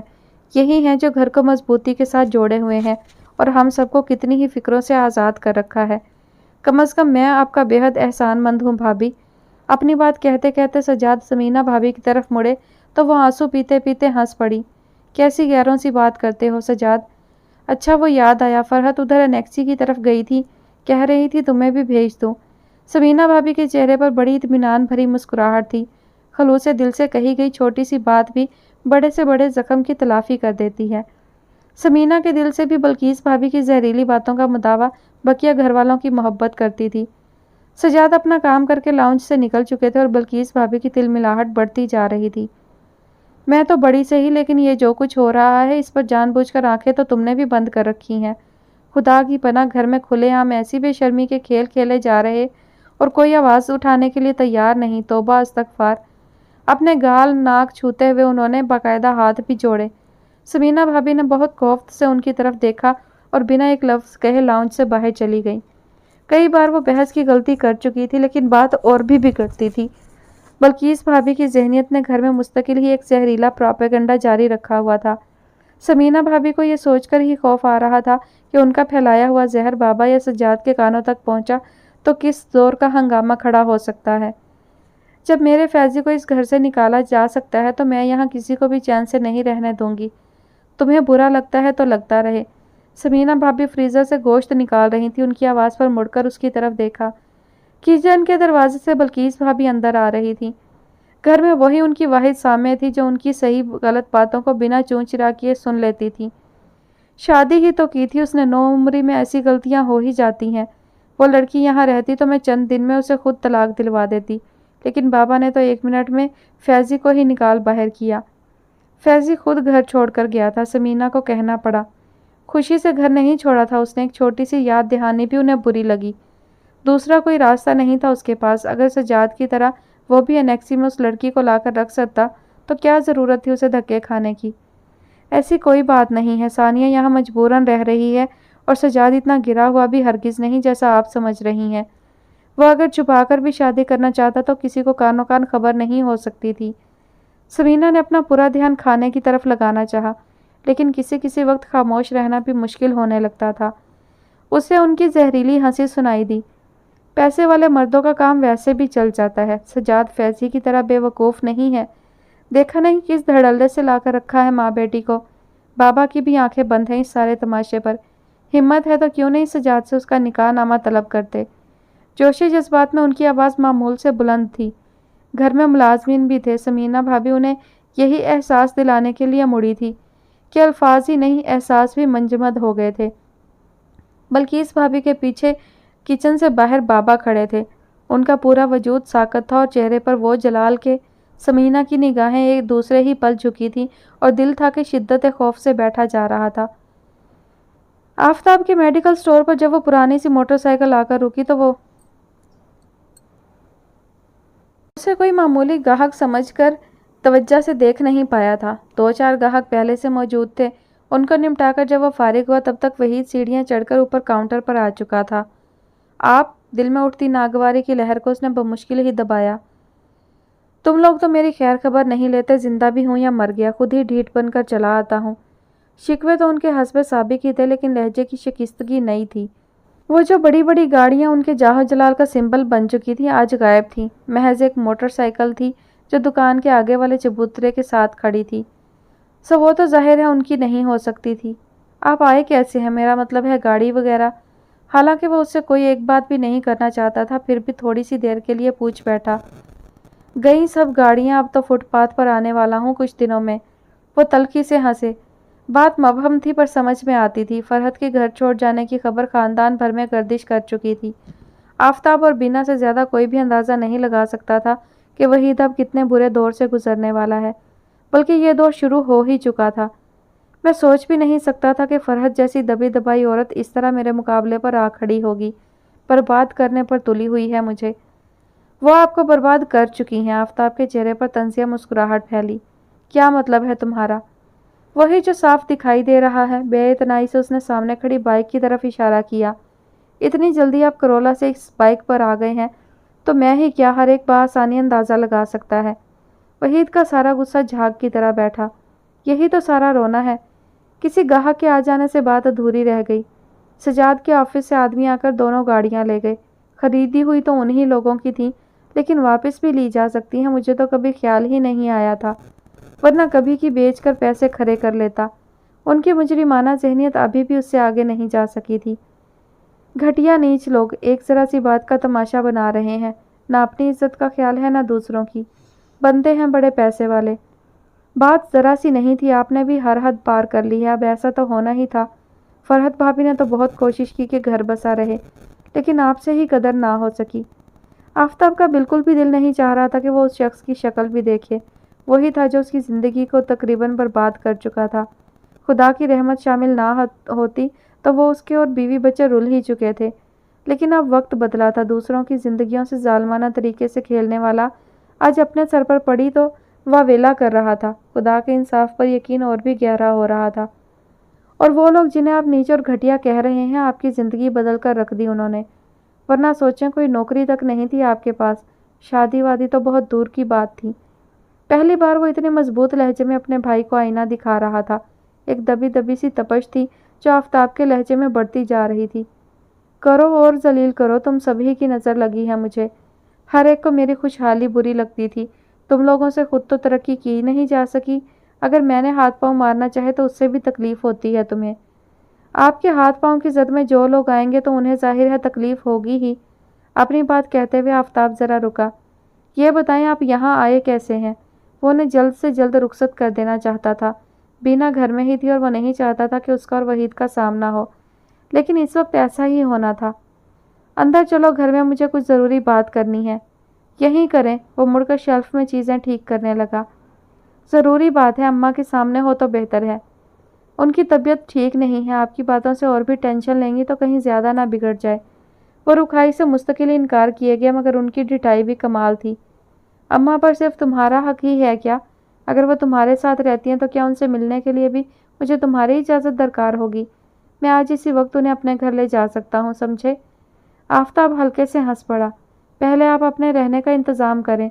सारे ख़ानदान में उड़ी हुई है कि सजाद भाई वगैरह आपसे ये घर खाली करवाने वाले हैं। उसने बड़ी कन्फर्म इतला उन्हीं के बारे में उनको दी। वहीद के चेहरे का रंग बड़ा वाज़े तौर पर उड़ा था। किसने कहा तुमसे? जिसने भी कहा गलत हो तो कहिए। बकते हैं सब, सजाद मुंह की खाएगा इस बार। अगर गाड़ियाँ उसके आदमी ले जाने में कामयाब हो गए तो इसका यह मतलब नहीं कि घर भी वो मुझसे इतनी आसानी से खाली करा लेगा। बकते हैं सब, सजाद मुंह की खाएगा इस बार। अगर गाड़ियाँ उसके आदमी ले जाने में कामयाब हो गए तो इसका यह मतलब नहीं कि घर भी वो मुझसे इतनी आसानी से खाली करा लेगा। वो खुद को मजबूत जाहिर करना चाह रहा था, लेकिन अल्फाज और लहजा दोनों ही खालीपन का शिकार थे।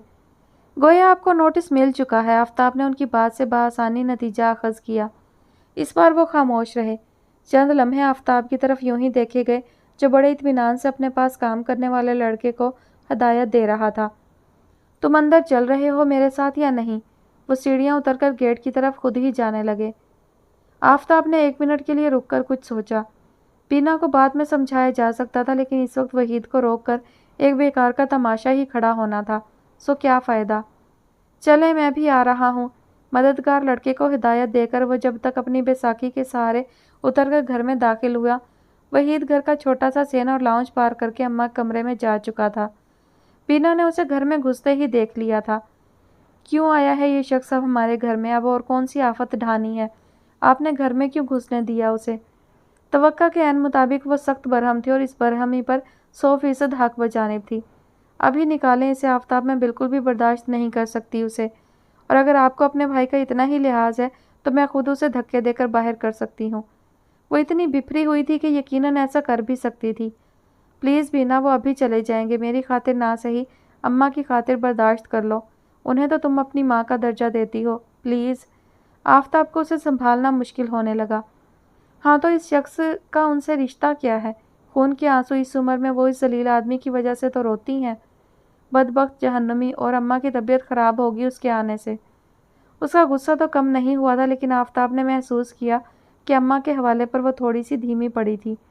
फिर भी उसकी आंखों से बेसाख्ता ही बह जाने वाले आंसू उस बेहद तकलीफ दे दौर की देन थे जो उन दोनों ने वहीद की वजह से झेला था। जलीलो ख्वार हो रहे हैं हर तरफ से। कुदरत ने तुम्हारा बदला खुद उनसे ले लिया है। बहुत बुरी हालत में आए हैं आज। बीना के कंधे पर हाथ रखकर वो उसे कमरे में ले आया। अभी तो दुनिया के लिए इबरत का निशान बनना है इस शख्स को। कितने लोगों का सब्र पड़ेगा इस पर। सबसे ज़्यादा फरहत भाभी और उनके बच्चों का, आफताब हल्के से बोला। बीना ने उसकी तरफ देखा और इस बात में सर हिलाया। और कितनी बहादुर हैं वो। वहीद को इसके मकरूह इरादों में नाकाम करना कोई आसान बात नहीं थी आफताब, मगर वो कर गुजरी। बाहर से अम्मा के ज़ोर ज़ोर से बोलने की आवाज़ पर दोनों ही उस तरफ मतवज्जा हुए। आप जाकर देखें, अम्मा बेचारी फिर से टेंशन ले रही हैं, तबीयत ख़राब ना हो जाए। और तुम? आफताब जाते जाते उसकी तरफ मुड़ा था। मैं नहीं आऊँगी। मेरे लिए वो शख्स नाकाबिले बर्दाश्त है आफताब। आप उसे रुखसत करें यहाँ से जैसे भी मुमकिन हो। बिना थके थके अंदाज में बेड पर बैठ गई। आफताब सीधा अम्मा के कमरे में आया, जहाँ वहीद और अम्मा में किसी बात की बहस झगड़े की सूरत में जारी थी। दफ़ा हो जा वहीद, मैं तेरी शक्ल नहीं देखना चाहती। आफताब, तूने इसे घर में आने क्यों दिया? बाहर से ही क्यों नहीं रुखसत कर दिया? अम्मा आफताब को देखकर उस पर भी बरसी। आप गुस्सा मत करें अम्मा, जो कुछ ये कह रही हैं वो आपने सुन लिया ना? वो नरमी से उन्हें समझाता हुआ वहीद की तरफ मुड़ा। मेरा ख्याल है अब आपको चले जाना चाहिए। क्या फ़ायदा है अब बेकार की ज़िद बहस का? हम कभी आपके ऐशो आराम में मुखल नहीं हुए। اب آپ کی باری ہے، کم از کم آپ اتنا تو کر سکتے ہیں کہ ہمیں ہمارے حال پر چھوڑ دیں۔ مجھے تم لوگوں سے کوئی غرض نہیں، بس اماں کو یہاں سے لے جانا چاہتا ہوں۔ کیا؟ آفتاب کو واقعی حیرت ہوئی۔ اماں کو انہوں نے کبھی اچھے وقتوں میں پوچھنا تک گوارا نہیں کیا تھا، یہاں بھی جب آئے اپنے مطلب سے آئے۔ سو اب یہ کایا پلٹ کیسی؟ فرحت چلی ہی گئی ہے گھر چھوڑ کر، اب معلوم نہیں کب تک اس کا وہاں رہنے کا ارادہ ہے۔ تب تک اماں کو وہاں میرے پاس رہنا چاہیے۔ اتنی سی بات سمجھ میں نہیں آ رہی ہے؟ اماں نے بیزاری سے سر کو ہلکی سی جنبش دی۔ سب ڈھکوسلا ہے، فرحت نہیں آنے والی اب، خلا کا دعویٰ کر چکی ہے، وہ سارے خاندان کو خبر ہے۔ وہ تو ایسے ہی مجھ پر دباؤ بڑھانے کے لیے اس سجاد کمینے نے چکر چلایا ہے، ورنہ فرحت کو تو ایک بار آنکھیں دکھاؤں تو اس کی مجال نہیں۔ وہ ایک بار پھر اپنی شیخی کی عادت کے زیر اثر آنے لگا۔ خاندان کے سب لوگ لعنت ملامت کر رہے ہیں فرحت کے باپ اور بھائیوں کو۔ ساری برادری میں ان کی عزت خاک میں مل چکی ہے۔ برادری میں آج سے پہلے کسی نے یہ ہمت نہیں کی۔ وہ حشر کروں گا کہ یاد رکھے گی، بہت ملے ہیں کرائے کے گنڈے، گولی مارنے کے لیے، تیزاب پھینکنے کے لیے، چند سیکنڈ کا کام۔ آفتاب خدا کے لیے اس کو گھر سے نکال دے ورنہ میرا دل بند ہو جائے گا۔ اماں اپنی بات کہتے ہوئے زاروں قطار روئیں۔ بینا جو وحید کا سامنا نہ کرنے کا عہد کیے ہوئے تھی، اس چیخ پکار پر گھبرا کر لاؤنج میں آ کھڑی ہوئی۔ وحید پر جنون سا سوار ہو رہا تھا۔ میں سب سمجھ رہی ہوں کس لیے مجھے لے کر جانا چاہتا ہے، اس لیے کہ میرے لحاظ میں ابرار بھائی اور سجاد تجھ سے گھر خالی نہ کروائیں، لیکن اب تو تجھے اپنا کیا ہوا بھگتنا ہی ہے وحید، برا وقت تیرے سر پر آ کھڑا ہے۔ آفتاب نے انہیں کندھوں سے تھام رکھا تھا مگر پھر بھی وہ پوری کانپ رہی تھی۔ بینا دوڑ کر کچن میں سے پانی کا گلاس بھر لائی۔ تیرے جیسی اولاد کسی دشمن کو بھی خدا نہ دے، میں بہت پہلے صبر کر چکی ہوں تجھ پر، دفع ہو جا ہمیشہ کے لیے ورنہ میں خود سجاد کو فون کر کے تیرا کوئی بندوبست کرواتی ہوں۔ ماں بھائی کسی کے پاس بھی آج اس کے لیے ذرا بھر بھی رعایت نہیں تھی، اپنائیت اور خلوص تو دور کی بات، سارے رشتے کب کے وہ خود اپنے ہاتھ سے مٹی میں ملا چکا تھا، مگر دل پر جمی گناہوں کی سیاہی آج بھی اتنی گہری تھی کہ شرمندگی یا ملال جیسا کوئی احساس ہلکا سا عکس بھی نہ ڈال سکا۔ مرے رہو تم سب یہیں، مجھے بھی کسی کی ضرورت نہیں، خود نمٹ سکتا ہوں، دیکھ لینا تم، کوئی کچھ نہیں بگاڑ سکتا میرا۔ کس کی ہمت ہے جو وحید جیسے شخص کو اپنے آگے جھکا؟ غصے کی شدت سے اس کی آواز پھٹی جا رہی تھی، سامنے آتی ہر چیز کو ٹھوکر سے اڑاتا ہوا گھر سے نکل گیا۔ آفتاب نے پیچھے آتے ہوئے گھر کا گیٹ اندر سے بند کیا۔ آج اسے پورا یقین ہو چکا تھا کہ وحید ان کے گھر سے ہی نہیں، زندگیوں سے بھی ہمیشہ کے لیے نکل گیا ہے۔ سو یہ کری اور دل شکن باب اب ہمیشہ کے لیے بند ہوا۔ ایک گہری سانس لیتے ہوئے ساری کڑواہٹ کو یاد کیا جو اب کم تو ہو رہی تھی لیکن یادوں میں ہمیشہ رہنے والی تھی۔ فرح نے ایک کے بعد ایک کئی چکر لگا لیے تھے، آفس سے جلدی فارغ ہو جاتی تو لازماً ثانیہ کے پاس ہو کر جاتی۔ چھٹی کے دن تو وہ سارا دن رہ کر گئی تھی۔ ثانیہ کو اس کا ہمیشہ ہی بڑا سہارا رہا تھا، سو آج بھی تھا، لیکن ایک بڑا خاموش اندیکھا سا انقلاب جو اس کی اپنی ذات میں آ رہا تھا اب واضح ہوتا جا رہا تھا۔ فرح نے گہری نگاہ اس پر ڈالی، چائے کے کپ سے اٹھتی بھاپ کے عقب میں ثانیہ کا دلکش چہرہ ہلکا سا دھندلا رہا تھا۔ سو تم نے فیصلہ کر ہی لیا ہے؟ کوئی گنجائش، کوئی راستہ؟ بنا کچھ کہے اس نے نفی میں سر ہلایا۔ آرام سے سوچو ثانیہ، آخر جلدی کس بات کی ہے؟ فرح کو لگ رہا تھا پہلی بار وہ اسے منانے میں کامیاب نہیں ہو پا رہی۔ جلدی؟ اس نے حیرت سے فرح کو دیکھا۔ 5واں سال ہے مجھے یہاں آئے ہوئے اور کتنی مدت درکار ہوتی ہے انسان کو کسی نتیجے پر پہنچنے میں۔ اب بس۔ ان آخری 2 الفاظ میں اس کے سفر کی ساری کہانی تھی، جلتی دھوپ میں ننگے پاؤں طے کیے جانے والے سفر کی کہانی جس میں پیروں کے بجائے دل پر آبلے پڑے تھے۔ فرح نے پوری ایمانداری کے ساتھ خود سے کہا تھا، ثانیہ کو قائل کرنے کے لیے اس کے پاس کوئی دلیل باقی نہیں رہ گئی تھی، مگر دوستی کا تقاضا اب بھی جواز تراش رہا تھا۔ تم اپنی جگہ بالکل درست ہو ثانیہ، لیکن اب تو حالات بہتری کی طرف آ رہے ہیں، تمہارا فائنل مکمل ہو چکا ہے، اماں کی صحت اللہ کا شکر ہے اب پہلے سے بہت بہتر ہو چکی ہے، تم آرام سے یہاں رہ سکتی ہو، اپنی جاب کو اب پوری سنجیدگی کے ساتھ وقت دے سکتی ہو۔ اس نے شاید فرح کا ایک ہی جملہ سنا تھا، یہاں اس گھر میں رہیں گے ہم، اندازہ بھی ہے کیا کہہ رہی ہو تم؟ ہاں تو کیا برائی ہے؟ فرح تھوڑا سا گڑبڑائی لیکن پھر بھی اپنی بات پر جمی رہی۔ یہ اتنا ہزاروں گز پر پھیلا ہوا گھر ہے، اس سے ایک چھوٹی سی انیکسی میں تمہارے رہنے سے کیا پرابلم ہے کسی کو؟ اور پھر سجاد بھائی کتنا خیال رکھتے ہیں تمہارا اور اماں کا؟ ثانیہ نے پورے تحمل سے اس کی بات سنی اور جب وہ رکی تو تمہاری محبت تم سے ایسی باتیں کرواتی ہے فرا، ورنہ تمہیں خود پتہ ہے کہ یہاں مستقل ڈیرا جمانا کتنی نامناسب سی بات ہے۔ وہ تو وقت اور حالات ایسے تھے کہ ہم یہاں کے علاوہ اور کہاں جاتے۔ سجاد صاحب کی مہربانی، کیا احسان عظیم ہے مجھ پر، لیکن اپنی وجہ سے کسی کو مستقل پریشانی میں ڈالے رکھنا بھی تو انصاف نہیں۔ اس نے پوری سنجیدگی سے بات مکمل کی۔ لیکن اگر کوئی بہت خوشی سے یہ پریشانی جھیل رہا ہو تب تو رعایت دینی چاہیے۔ دبی سی مسکراہٹ کے ساتھ فرا نے بہت دن بعد یہ موضوع چھیڑا تھا، مگر آج ثانیہ کے چہرے کا نہ رنگ بدلا اور نہ ہی وہ خفا ہوئی۔ پریشانی کبھی بھی خوشی نہیں اٹھائی جاتی، اور اگر کوئی ایسا کرتا ہے تو شاید خود اپنے آپ کو دھوکہ دے رہا ہوتا ہے۔ سجاد بھائی خوش فہمی پالنے والے شخص نہیں ثانیہ، وہ جو کچھ بھی کرتے ہیں تمہارے لیے یوں ہی نہیں ہے، تم خود جانتی ہو۔ اس بار وہ خاموش رہی، چند لمحے یوں ہی سر کے سامنے سبزے پر سردیوں کی دھوپ سمٹ رہی تھی۔ انسان دو ہی چیزوں کے آگے مجبور ہوتا ہے، قسمت کے یا پھر دل کے۔ ان دونوں کے بیچ چھائی خاموشی کو ایک بار پھر فرا نے ہی توڑا۔ سجاد بھائی دل کے ہاتھوں مجبور ہیں، اور میں قسمت کے۔ ثانیہ کی آواز کسی سرگوشی سے زیادہ بلند نہیں تھی۔ قسمت کو آزمایا بھی تو جا سکتا ہے نا۔ میں آزما چکی ہوں فرا۔ اماں کا ہاتھ پکڑ کر یہاں اس شہر میں چلے آنا مذاق نہیں تھا۔ میری جیسی بے وقوف لڑکی جو اپنے چھوٹے سے شہر میں بھی راستوں سے واقف نہیں تھی، یہاں اس شہر میں جس کا کوئی سرا بھی نہیں ملتا، کس امید پر آئی تھی؟ اب تو سوچ کر دل بیٹھتا ہے۔ وہ شاید اب بالکل مایوس ہو چکی تھی، فرا کو ایسا ہی لگا۔ چلو یہاں مت رہو، لیکن وہاں رحمت منزل میں بھی تو رہا جا سکتا ہے، وہاں تو ذرا سی بھی کوئی الجھن نہیں ہوگی۔ یہ نواب شاہ واپس جانے کی ضد چھوڑ دو پلیز۔ خود بخود ہی وہ پھر اسی لا حاصل بحث میں الجھنے لگی جسے ثانیہ اپنی طرف سے ختم کر چکی تھی۔ آتی رہا کروں گی ملنے، تم تو اس طرح گھبرا رہی ہو جیسے پتہ نہیں 7 سمندر پار کا فاصلہ ہے، اور تم بھی آیا کرنا سب کو لے کر، بہت اچھا لگے گا تمہیں وہاں ہمارے چھوٹے سے گھر میں۔ تم جہاں بھی ہوگی میرے لیے وہ جگہ سب سے اچھی ہوگی ہمیشہ۔ فرا نے ایک ٹھنڈی سانس لی۔ ثانیہ بات مان جائے گی یہ امید اب ختم ہو رہی تھی، لیکن وہ عادتاً اس کے لیے فکر مند ہو رہی تھی۔ وہاں فوری طور پر کوئی جاب نہ ملی، گھر کے روزمرہ کے اخراجات، اماں کی خدا نہ کرے دوبارہ طبیعت کی خرابی کا اندیشہ، مگر ثانیہ بہت مطمئن انداز میں فرا کے ہر تفکر بھرے سوال کا جواب دیے گئی۔ وہاں کوئی ایسا بڑا مسئلہ نہیں تھا اس کے نزدیک۔ اتنے سالوں میں پہلی بار وہ اتنی مطمئن دکھائی دے رہی تھی۔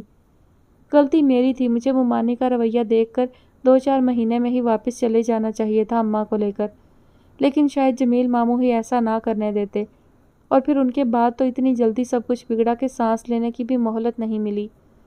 چھوڑو بس، اب جو ہوا گزر گیا۔ یہ بتاؤ ابھی تک سجاد بھائی کو تمہارے پروگرام کی خبر ہے یا نہیں؟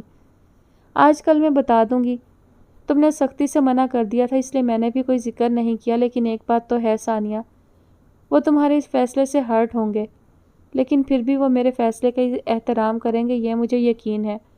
اس کی اس بات کی تردید بھی نہیں کی جا سکتی تھی، مگر تم بہت زیادہ کر رہی ہو۔ بہرحال وہ بہت سنجیدہ ہیں تمہارے لیے، پتہ نہیں بیچارے مستقبل کا کیا خاکہ بنا کر بیٹھے ہوں گے۔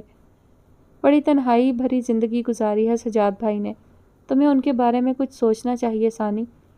فرا کے دل میں سجاد کے لیے بڑی محبت اور ہمدردی تھی، اور اب جب وہ ثانیہ کو یہاں لے آئے تھے تب سے تو اسے یہ بھی یقین ہونے لگا تھا کہ وہ بہت جلد کوئی راستہ نکالنے والے ہیں جو ان کے اور ثانیہ کے بیچ ناہمواری کو ختم کر دے گا، مگر ثانیہ کا رویہ کچھ اور ہی کہتا دکھائی دے رہا تھا۔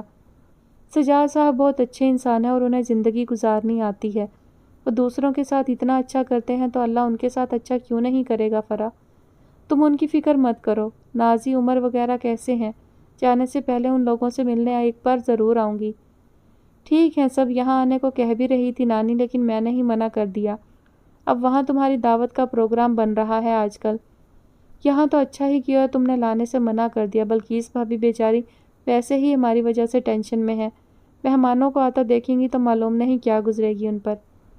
یہ گھر بابا کا ہے، بلقیس بھابھی کا نہیں، تم ان کی پرواہ تو مت کرو۔ بہرحال کرنی پڑتی ہے، اور ایسے میں تو اور بھی جب آپ خود بنا کسی تعلق کے دوسرے کے گھر میں آ گھسیں۔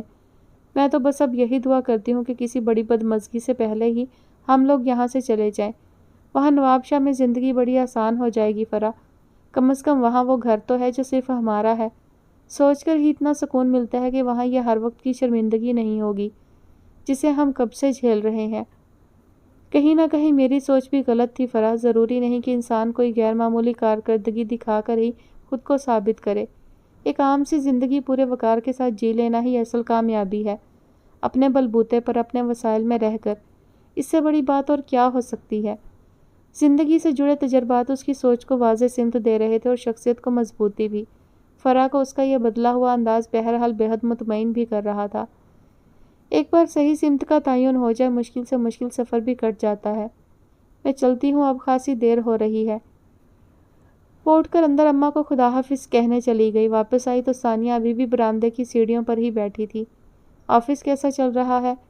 سب کچھ ہے ایک سوائے میرے، کیونکہ میں تمہیں بے حد مس کرتی ہوں۔ سچ پوچھو تو مجھے ابھی بھی یقین نہیں آ رہا کہ مجھے وہاں اب تمہارے بغیر رہنا ہے۔ آہستہ آہستہ عادت ہو جائے گی، میں بھی تو تمہارے بغیر جینا سیکھوں گی، ورنہ ابھی تک تو یہ حال تھا کہ لگتا تھا تمہاری انگلی چھوٹی تو لازمی گم ہو جاؤں گی۔ خیر یہاں مجھ سے بھی بڑے تمہارے خیر خواہ موجود ہیں، گم تو وہ تمہیں نہیں ہونے دیتے، ڈھونڈ ہی نکالتے ہیں کہیں نہ کہیں سے۔ خدا کے لیے فرح، اب اس موضوع کو بند بھی کر دو، گھوم پھر کر یہی ایک بات جس کا نہ کوئی سر نہ پیر۔ خیر بات تو ہے، اور وہ بھی اتنی۔ وقت کے ساتھ ساتھ بہت کچھ ختم ہو جاتا ہے، یہ بات بھی ختم ہو جائے گی۔ فرح نے غور سے اس کی طرف دیکھا، اس کا چہرہ بے تاثر تھا، اندر کی ٹوٹ پھوٹ کو وہ اب ظاہری طور پر ظاہر کرنا چھوڑ چکی تھی۔ ان دنوں فرح جتنی بار بھی اس سے ملنے آئی، اسے وہ ہمیشہ پہلے سے مختلف اور زیادہ مضبوط ہوتی محسوس ہوئی۔ وقت بڑا استاد ہے۔ فرح کے جانے کے بعد وہ واپس چلتی ہوئی انیکسی کے برآمدے تک آئی۔ سامنے اماں اپنی تسبیح شروع کر چکی تھی۔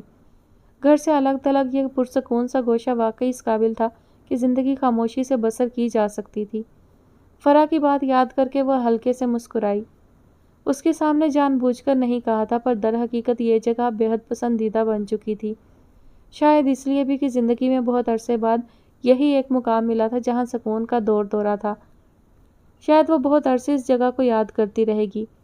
گود میں رکھے ہاتھوں پر نگاہ جمائے وہ سوچے گئی، تبھی کوئی بے آواز قدموں سے چلتا ہوا اس کے قریب آ کھڑا ہوا۔ آپ؟ وہ سجاد کو دیکھ کر ہلکے سے مسکرائی۔ کیا سوچا جا رہا تھا اتنی فرصت سے، اور وہ بھی یہاں اتنی ٹھنڈ میں بیٹھ کر؟ کچھ نہیں، عام ہی صحیح، شیئر کرو گی تو خوشی ہوگی۔ بیٹھ سکتا ہوں؟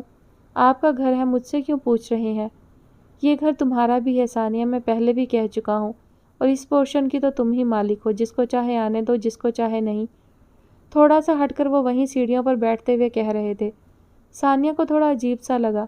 اندر چلیے نا، یہاں تو میں بس ایسے ہی۔ نہیں یہیں ٹھیک ہے، مجھے بھی تو پتہ چلا کہ تمہیں یہاں بیٹھنا کیوں اچھا لگتا ہے، تاکہ میں بھی خوشی خوشی ساتھ دے سکوں۔ وہ شاید یوں ہی روانی میں کہہ رہے تھے، مگر ثانیہ کچھ چپ سی ہو گئی۔ کیا وہ واقعی اس بے حد اچھے انسان کو ایک نہ ختم ہونے والی تکلیف دینے کا سبب بننے والی ہے؟ سچ بتاؤں، مجھے تو کبھی اندازہ نہیں ہوا تھا کہ یہ حصہ اتنا دلکش اور پرسکون ہے۔ بہت ہی کم آتا تھا میں اس طرف، بس اگر کوئی مہمان ٹھہرا ہوا ہو تو۔ مخصوص سادہ سے انداز میں وہ اسی طرح دل میں آئی باتیں کیے گئے۔ اب ہم اسے کچھ خاص توجہ دیں گے، اماں کی طبیعت ٹھیک ہو جائے تو یہاں کا کچھ فرنیچر وغیرہ چینج کیا جائے، کیا خیال ہے تمہارا؟ وہ بات کرتے کرتے رک کر اس سے پوچھنے لگے تو ثانیہ پہلے سے زیادہ گڑبڑائی۔ آپ کی مرضی ہے۔ کیوں؟ تمہاری کیوں نہیں؟ یہ گھر ڈیکوریشن تو خواتین کا شعبہ ہے، تم زیادہ اچھا مشورہ دے سکتی ہو۔ شاید اسے اس وقت بتا ہی دینا چاہیے کہ وہ اب محض چند دنوں کی مہمان ہے۔ اپنی ساری ہمت جمع کرتے ہوئے ثانیہ نے سوچا، امی کو ہمارا گھر سجانے کا بہت شوق تھا، ایک ایک چیز پر نگاہ رہتی تھی۔ وقار بھائی کو ناخوش دیکھنا بھی ان کی تکلیف کو بڑھاوا دیتا رہا۔ سب کچھ ہونے کے باوجود اپنی اولاد کو خوش دیکھنا ان کی حسرت۔ آج پہلی بار سجاد نے اپنی والدہ کا ذکر اتنی تفصیل کے ساتھ کیا تھا۔ بات کہیں سے کہیں نکلتی جا رہی تھی۔ اس بیچ میں جب بھی اپنے جانے کے بارے میں کہنا چاہا، کامیاب نہ ہو پائی۔ آج سجاد کے پاس اس سے کرنے کے لیے بہت ساری باتیں تھیں۔ فرحت آپا، وقار بھائی دونوں ہی برادری کے فرسودہ سسٹم کی نظر ہو گئے۔ محض مصلحت کے تحت کیے گئے رشتے جن میں دل کی خوشی کا شائبہ بھی نہیں۔ اور اب فیضی کو دیکھو، آپ اس کے لیے کچھ کرتے کیوں نہیں؟ وہ فرح کی زبانی فیضی کی ہر پرانی اور تازہ خبر سن چکی تھی، اور سجاد سمیت پورے خاندان کی بے حسی پر حیران تھی۔ جو خاندان ایک ذرا سی بات پر اپنے بیٹے کو اس طرح دھکے کھانے کے لیے چھوڑ دے، اس کی سخت دلی کی اور دوسری کیا مثال ہوگی؟ ایک سے زائد بار اس نے فرح کے سامنے یہ بات کہی تھی۔ مجھے احساس ہے کہ میں اس کے لیے کچھ نہ کر سکا۔ اصل میں شروع میں تو اتنے پرابلم نہیں تھے، وہ میرے ساتھ مستقل کانٹیکٹ میں رہتا تھا، پیسوں کی اسے کوئی کمی نہیں ہونے دی تھی میں نے۔ سال ڈیڑھ سال تو آرام سے گزر گیا، مگر پھر بابا کو علم ہوا تو مت پوچھو کیا ہوا۔ फैज़ी के जाने के बाद वो सख्त बीमार पड़ गए थे। अब भी डॉक्टर सख्ती से मना करते हैं कि उनके सामने कोई टेंशन वाली बात ना की जाए। कोई उम्मीद, कोई खुशफहमी नहीं बांधती थी वो, और ये बात सिर्फ फरा से ही नहीं, खुद अपने आप से भी बारहा दोहराई थी। फिर भी दिल पर बहुत सारा बोझ एक साथ गिरा। इतने सख्त हैं बाबा, इससे भी ज़्यादा जितना तुम समझ रही हो। मेरे लिए उनके पास बहुत स्पेशल जगह है, इसीलिए मेरी माफ़ी हो गई, वरना बल्कीस भाभी तक की उन्होंने बुरी तरह खबर ली थी। बिरादरी में उन्हें सरकर्दा हैसियत हासिल है, इसलिए सबसे ज़्यादा असूलों की पासदारी भी वो अपना फ़र्ज़ समझते हैं। और इंसानी रिश्तों की अहमियत बेसाख्ता ही सानिया के मुंह से निकला। आज पहली बार सानिया ने बाबा के तर्ज अमल पर नुक्ता एतराज़ उठाया था, और अपनी बेअदबी की उसने फ़ौरन ही तलाफ़ी भी करना चाहिए। मेरा मतलब है कि उन्हें फैज़ी का ज़रा भी ख्याल नहीं कि वह कितनी मुश्किल ज़िंदगी गुजार रहा होगा। अकेलेपन का एहसास बहुत तकलीफ़ देता है इंसान को। बाबा तो बहुत मोहब्बत करने वाले इंसान हैं, फिर उसका हसास दिल बिना देखे भी फैज़ी की परेशानियों को महसूस कर सकता था। कई मुकाम पर इंसान मजबूर हो जाता है सानिया। बाबा भी बेहद कामयाब, बेहद मजबूत होने के बावजूद अंदर से बेहद ज़ख्म खूर्दा हैं। उन्होंने बहुत बड़े गम उठाए हैं। सिर्फ फैज़ी ही नहीं, वो तो अपना। पीछे से अम्मा ने आकर बरामदे की लाइट रोशन की तो वो दोनों ही कुछ चौंक कर उठ खड़े हुए। कैसे हो बेटा, आज तो सारा दिन नज़र नहीं आए। अम्मा को नॉर्मल होते देखना बेहद खुशी की बात थी। सज्जाद को इत्मीनान हासिल होता था। जाओ सानिया, चाय तो बना लाओ सज्जाद के लिए, इतनी देर से ठंडी हवा में बैठे तुम लोग। सानिया भी सीढ़ियों पर ही खड़ी थी, उसने अम्मा की बात ठीक से सुनी भी नहीं थी। सारी तवज्जो सामने से आते मुलाजिम की तरफ थी, जो तकरीबन दौड़ा चला आ रहा था। शायद आपको कोई बुलाने आ रहा है, उसने मुड़कर सज्जाद से कहा तो वो भी रुककर उसकी तरफ मतवज्जा हुए। ख्याल ठीक ही था, बुलावा बाबा की तरफ से था और फौरी। फिर किसी वक्त आऊँगा अम्मा, अभी तो बाबा की अदालत में हाजिरी लगानी ज़रूरी है। खुशदिली से माजरत करते हुए वो तेज़ कदमों से घर की तरफ जा रहे थे। तब भी सानिया सीढ़ियों पर खड़ी उन्हें देखे गई। कोई नामालूम सा खदशा था जो अचानक ही दिल में जाग उठा था। कोई ऐसी बात जो खुद उसकी ज़ात से मुतल्लिक हो। कहीं बाबा भी उसके यहाँ रहने से खफा तो नहीं हो गए। ना चाहते हुए भी एक के बाद एक ख्याल, और सारे ही सहमा देने वाले। हालांकि बाबा कई बार खुद उससे मिलने यहाँ तक आए थे। अम्मा से उनका सामना नहीं हुआ था, मगर उसके साथ वो जितनी शफकत से पेश आए थे और किसी भी बात के लिए परेशान ना होने की तलकीन करते थे, वो बेसाख्ता ही अब्बा की याद दिलाता था। वो कहाँ से कहाँ जा पहुंची थी ख्यालों में। अंदर से अम्मा आवाज़ दे रही थी। सानिया को मुड़कर अंदर जाना ही पड़ा। वो अकेले थे और खिलाफ मामूल उनके सामने कोई ऑफिस फाइल या किताब वगैरह खुली हुई नहीं थी। आज आप फारिग कैसे हैं, वरना कोई ना कोई मसरूफियत तो ढूंढ लेते हैं आप अपने लिए। बहुत मोहब्बत से उनके घुटने पर हाथ रखकर वो बाबा के पास रखे फ्लोर कुशन पर बैठे। सानिया के मुतल्लिक तुमने क्या सोचा है सज्जाद? उन्होंने बिना किसी तमहीद के जो सवाल किया था वो बिल्कुल गैर मुतवक्का था। सज्जाद को लगा जैसे वो शायद ठीक से सुन नहीं सके, लेकिन उन्होंने अपनी बात दोबारा कही और पहले से ज़्यादा सर्द लहजे में। मैं सानिया और अम्मा को यहाँ रखना चाहता हूँ बाबा। उनका लहजा पुरसकून और कतई था। बाबा ने पुरसोच निगाहों से उनकी तरफ देखा। कब तक? जाहिर है वो दोनों हमेशा तो यहाँ नहीं रह सकती हैं। रह भी सकती हैं, और अगर किसी को प्रॉब्लम है तो मैं उन्हें किसी दूसरी जगह शिफ्ट कर दूँगा। क्यों, तुम उन लोगों की सारी उम्र के लिए ज़िम्मेदारी अपने सर ले रहे हो? ये हमदर्दी कुछ और मानी तो नहीं रखती? उनकी निगाह जैसे वजूद में उतरी जा रही थी। सज्जाद को सारी उम्र यह अंदाज़ा बखूबी हुआ था कि बाबा जब किसी ख़ास मूड में होते तो उनके आगे खड़ा होना बड़े दिल गुर्दे का काम होता था।